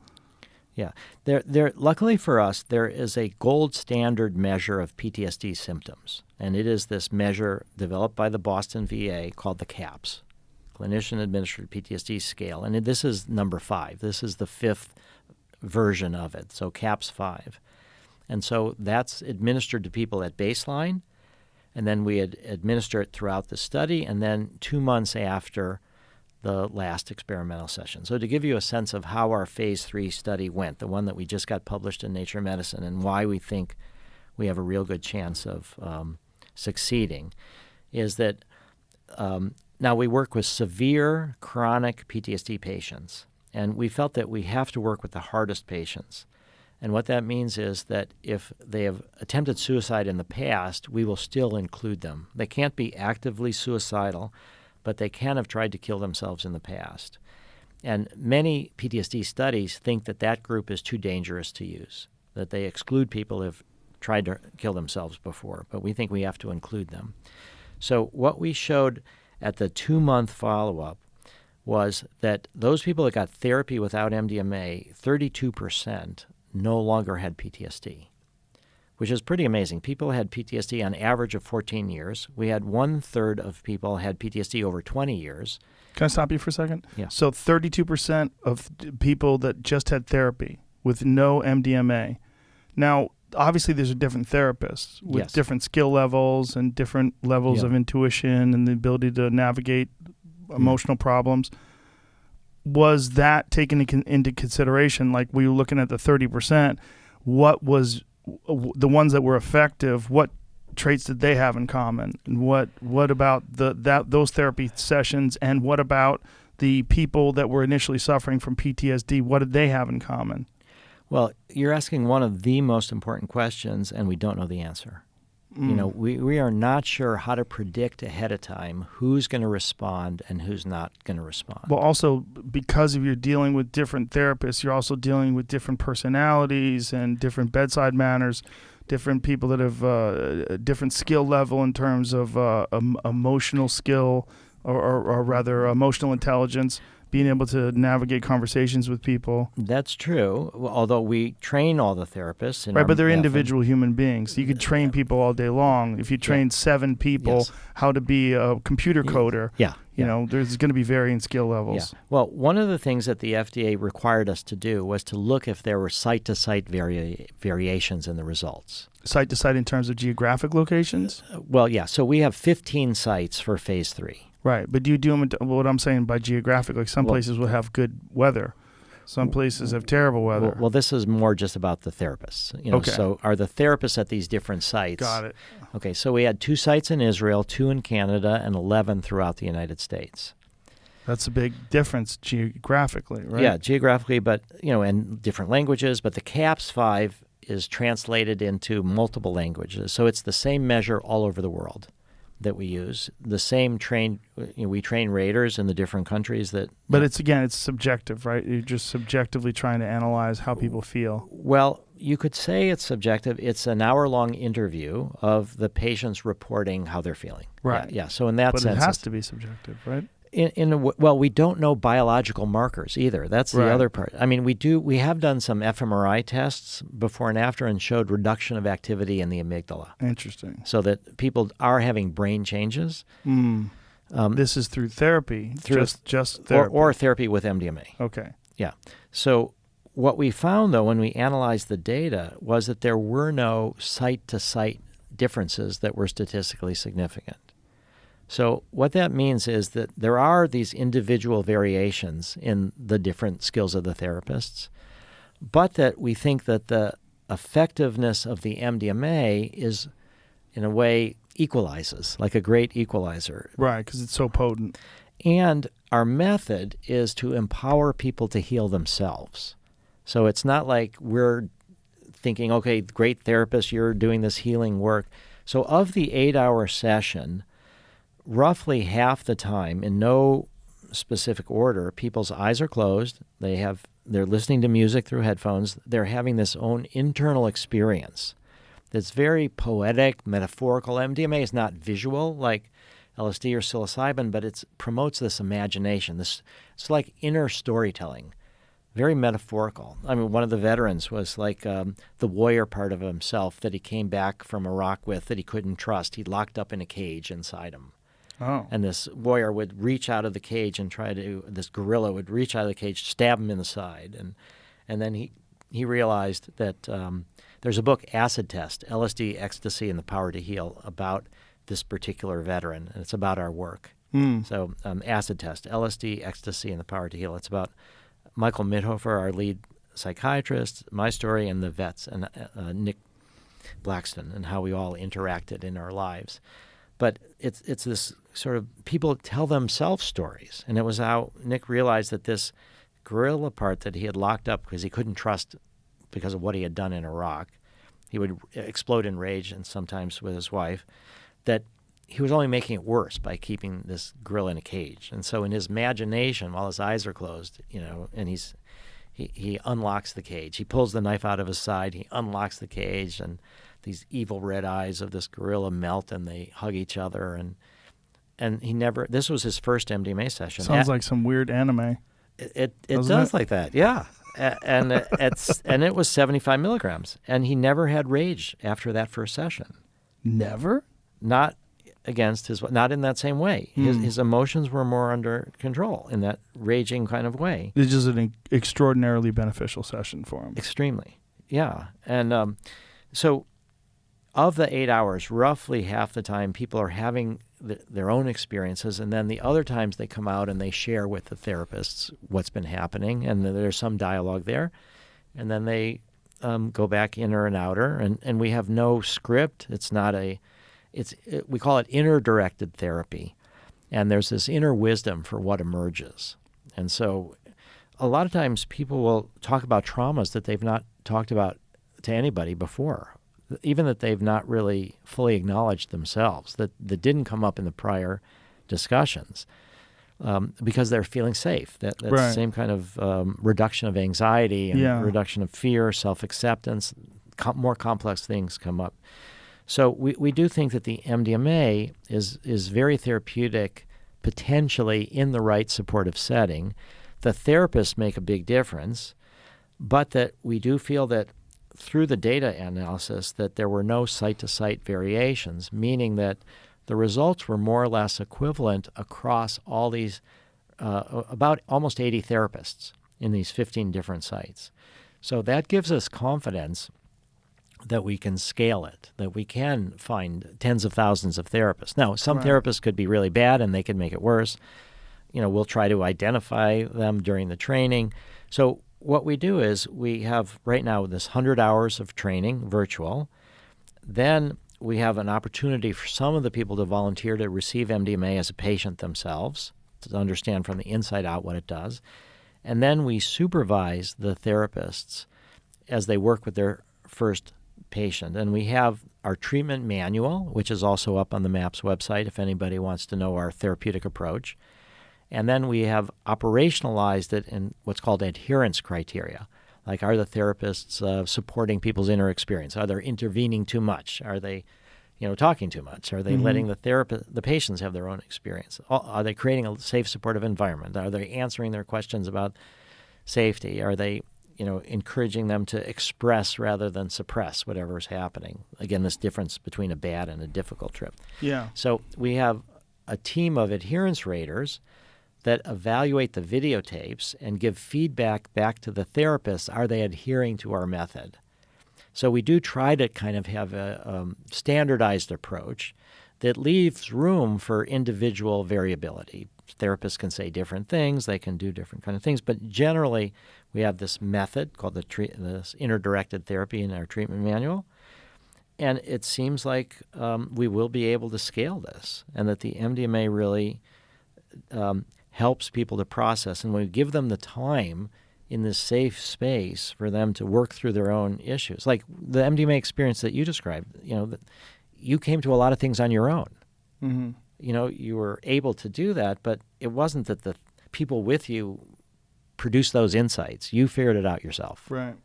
And so that's what we're trying to do. We're trying to empower the patients to heal themselves. And even though these are chronic, severe, some had attempted suicide before, they'd tried other drugs, they'd tried therapies, 32% were able to, at the 2-month follow-up, no longer have PTSD, which is really good for therapy. But you said 32% with just therapy. Just therapy. Just Yes. therapy. Yes. Right. The group that got therapy plus MDMA was 68%. Wow, that's significant. Yeah. And of the 1/3 that more or less that still had PTSD, most of them had what are called clinically significant reductions of PTSD symptoms. Their lives were better.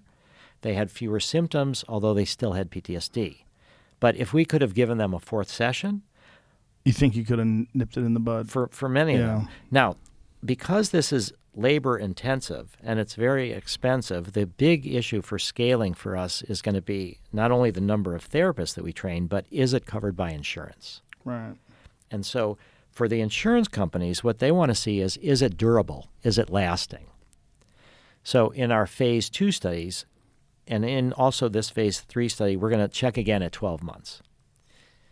we're not at that point yet for this first phase 3 study. But in our phase 2 studies, what we showed is that in phase 2, at the 2-month follow-up, we had 56% no longer had PTSD with the MDMA plus therapy at the 2 months. So the phase 3 results are even slightly better than phase 2. But at the 12-month follow-up for phase 2, people kept getting better. Now 2/3 no longer had PTSD. Oh, wow. At the 1-year follow-up. So it took long for the lessons to sort of sink in. Yes, and people, once you learn how to you don't need to suppress, you can process it. People can keep getting better on their own without more drugs. So this is fundamentally different than, here, take a drug to correct a biochemical problem like an SSRI. You're going to need this every day, and you could need it for years or months. What we're saying is we do in-depth work to try to make it so we get to the core of the problem so that then we free people of the need for drugs. Now, the thing about marijuana, we talked about marijuana for PTSD. That's more palliative than curative, meaning that it reduces symptoms, it'll help people sleep at night, but it doesn't help them process the core trauma. It just suppresses the symptoms, and there are many people that may not want to do this difficult work. It's painful and it's emotional, and you have to really look at this trauma, and it's difficult.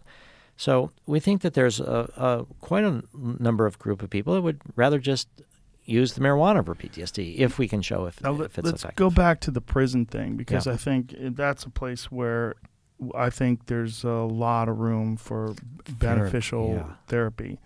I mean, if you think about how many of these people that are in prison have never really gotten any kind of real helpful counseling or real moments like something that could be provided from an MDMA experience where they really get a chance to let go of a lot. Mm-hmm.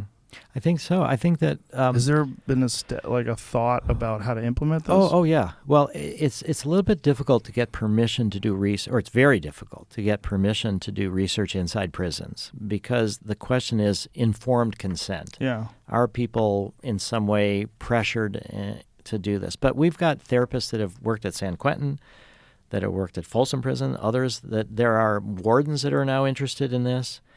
But what we think we're probably going to have to start with is recently paroled people, and then work with them outside of prison and help them address their traumas, and then provide, again, group support. And try to limit recidivism. We wanted to get, prison in a way is perfect opportunity for people to confront these issues. Now, my son Eden lives in Philadelphia, and he lives right next to the Eastern State Penitentiary. And so this was the first major penitentiary where the word penitentiary came from. It was all set up hundreds of years ago. It was for people to be meditating on their crimes. So it's individual cells, sort of like they pioneered, isolation. But they tried to make it so people would use the time in prison to reform themselves and make themselves. They found that it actually was very cruel punishment to be so isolated like this, and they didn't provide therapy support. But I think prisons would be an ideal environment to do this kind of deep work. And that's where we want to get to one day. And we do think that you need to have compassion. A lot of these people have been deeply wounded in their lives, in their early lives. And it would be, they've got time to do it. They want to find a way not to be in prison. Even if for people that are in prison for the rest of their lives, that have life sentences, this could be very helpful to, help them have a better internal environment, a better quality of life. So I think that will be in the future, but we have to go step by step. Chances are we'll start with parolees, provide support, see if we can reduce recidivism, and then eventually hopefully get permission to do work inside prison. The other thing is prison guards. It's a brutalizing environment for everybody that's there, not just for the prisoners, but also for the guards. And because they're traumatized, they act in more violent ways towards the prisoners. And so we think that we want to be working with the same way with police officers. They have exposure to the worst of humanity. They see all these crimes, they see murders, they see horrible things. Just imagine how much better the world would be if MDMA was readily available. That's what kept us going this People this could whole just time. sort of make decisions based on the same decisions they make based on whether or not they want to have alcohol or whether, there's so many different things that you do that you're allowed to make these decisions with that are more harmful than MDMA. Yeah. Now we have another project which is for political reconciliation. So it turns out that there are some Israelis and Palestinians that have been doing ayahuasca and MDMA together. Oh, boy. Now, Where? Well, there are underground psychedelic therapists in Palestine, Wow. and ayahuasca is used throughout Israel. So with Lior Roseman and Robin Card-Harris, who are at Imperial College, Lior is a neuroscientist, but an Israeli, and Natalie Ginsberg on our staff, who is head of our policy and advocacy team. We are trying to study how you can use psychedelics in this Israeli-Palestinian context. Now, again, they're not the hardcore haters. They are the people that are more open to being in these mixed spaces. We've understanding that the Palestinians, they have MDMA first on their own to try to work through some of their traumas. Then they go into these mixed spaces where they use ayahuasca. So the first year of this study, and this was funded by Christian Angermeyer, who's the lead, started Atai, the lead investor in Compass. But he said he's not all about money, he's also about peace. And so the first year was interviews of these Israelis and Palestinians, why they did it, and what were their experiences. And so we're just recently publishing a paper that Lior wrote about that. Well, I mean, one of the beautiful moments was this person said that, an Israeli, that whenever he heard Arabic music, that it made him tense up. It reminded him of, quote, the enemy. But during an ayahuasca experience, they played Islamic music from prayer music. Oh. And he could hear the beauty in it.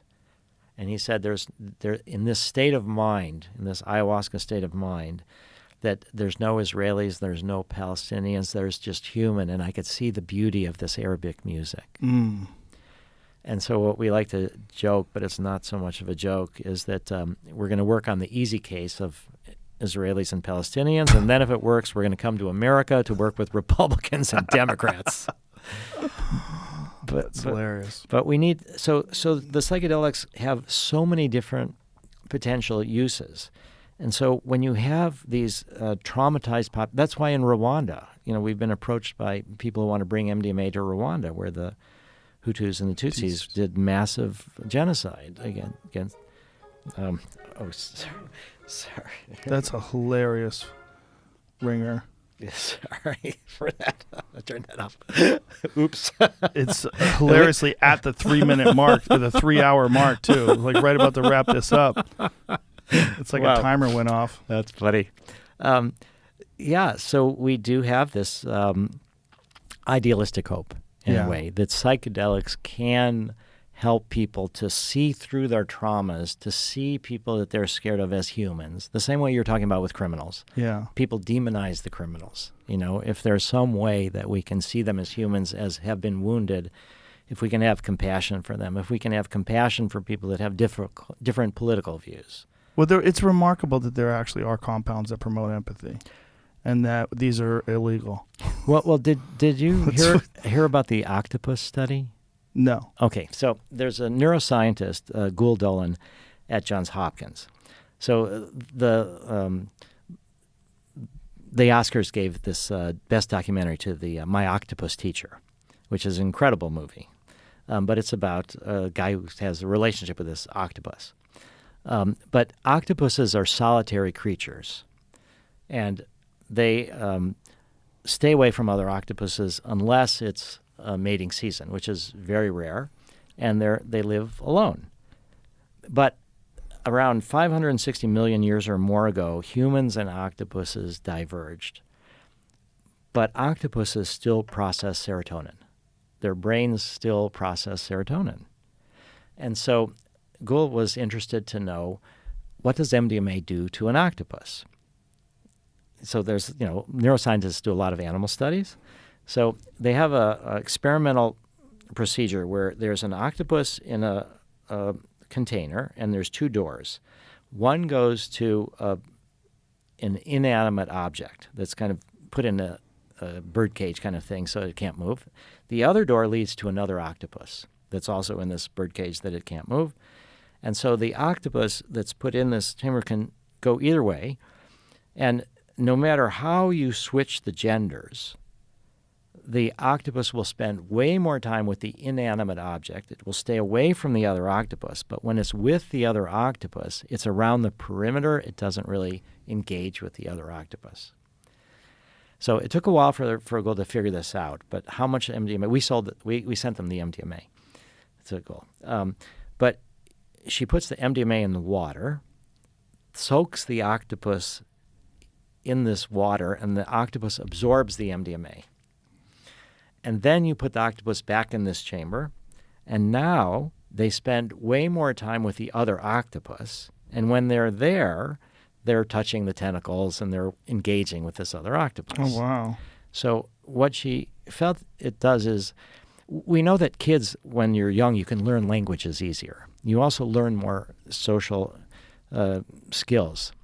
So what she said, what Gould thinks that is happening is that MDMA opens up a critical reward period for social reward learning, that you now can become more social. And that I think is what we see also in humans. So MDMA has this ability to promote connection and to promote empathy and to promote interest and understanding. Some people said ecstasy is not the right word for MDMA. It should be called empathy. Now, Gould also did work with mice, and she gives mice a bunch of MDMA. And what she showed then is, and mice she'll then chop them up afterwards and look at their brains, but MDMA releases oxytocin, which is this hormone of love, connection, and then it produces new neural connections. So new axon. So there's the new connections with other neurons in prosocial areas of the brain. So you are actually rewiring your brain. And there is this way where you process memories differently, and that can account for this neuroplasticity, can account for the long-term benefits from MDMA. Now, there's also work that's been done with psilocybin about neuroplasticity, that psilocybin also can promote neural connections. So you had neural growth. Neural growth, yeah. So Mike Tyson you had on, he talked about how psychedelics have changed him. There's a fellow named Daniel Carcillo who was a Carbom was his name. He was a hockey player, won the big rewards, and the Stanley Cup a couple times. But he's working also affiliated in a way with Mike Tyson. He's got a company called Wisana, which is going to try to develop psilocybin with cannabinoids and potentially adding MDMA for traumatic brain injury. So fighters and people that have been, in wars, people who have been blast exposures. So it looks like there's a good chance that there can be recovery from TBI. So there was this documentary, HBO Sports, and they had one segment of it that was just on psychedelics. Yeah. And so, we were featured about MDMA, but Daniel was also about this concoction of psilocybin microdosing and cannabinoid CBD and other things. And so it does seem like other psychedelics also have this way to rewire the brain, and it may be helpful for TBI, for traumatic brain injury, as well as PTSD. And a lot of the vets and others have both. You have TBI and PTSD. So as we are thinking about how do we raise this roughly 150 million, 50 million a year for 3 years, we've got several basic ways. We want to do it through philanthropy. We want to be able to still prioritize public benefit. We're concerned if we take loans or investments that would then we'd have to give returns. It would change our approach. Where would we work? Would we work with people that have large amounts of trauma but not large amounts of money, like all around the world? Mm-hmm. But we may partner with other companies that want to develop other indications for MDMA. So this one company, Wisana, is interested in partnering with us, and we're just in the early stages of exploring. Well, what if people just want to donate? What's the best way to do that? Maps.org. Maps.org, and it's very clearly laid out there. They can just go and donate. Yeah. And that's obviously very beneficial. Yeah. So we should encourage people to do that. I really appreciate that. Yeah. Yeah. And if they want to donate a fair amount, don't do it through the website because there it is. Yeah. Support because psychedelic science to Thank help you. change. Don't do it through the website? Well, what do you mean? only because if you do it through a credit card, the credit card people take a bunch of the money. So, mail in a check, or if you want, you want to donate stocks or something like that, it's all on the website how to do that. So, but we are trying to build our base too. So we're trying to have more monthly members. The T-shirt that you've got is for MAPS staff. That's a very limited edition, but we have so lucky. Special things for members. So we want to have. Well, I'm going to encourage people members to go there, and I got to wrap this up. But we've already done 3 hours. Believe it or not. Wow, Isn't that crazy? Now I do have one question. If you're open to this question, is the last 2 times we did this, we smoked pot before. Yeah. And we didn't do that this morning. We didn't. No. So I'm wondering, is that because we're in Texas? No. No, we just started talking. This is pot right here. Oh, okay. We just decided to just talk. Okay, I was wondering if it's Texas. I think it's good to be sober occasionally. There's nothing wrong with it. Yeah. Yeah. That's it. That's the only reason why. Okay. Yeah. We've been... The first few episodes we didn't, though. We got a little nervous. We're like, maybe we should be good neighbors, since it's not totally legal here. But we abandoned that pretty quickly. I'm glad to hear that. Well, thank you very much, Rick. It's always a pleasure to see you, and I think what you're doing and the work you've done is really amazing and inspiring and so beneficial, and so I'm very thankful for you guys. Yeah. And whatever I can do to help. Yes, thank you very much. And maybe if we come back in 5 or 10 years, we can see how many psychedelic clinics there are. 10 years from now. Let's think about a June of 2031, and then there'll be a shitload of them.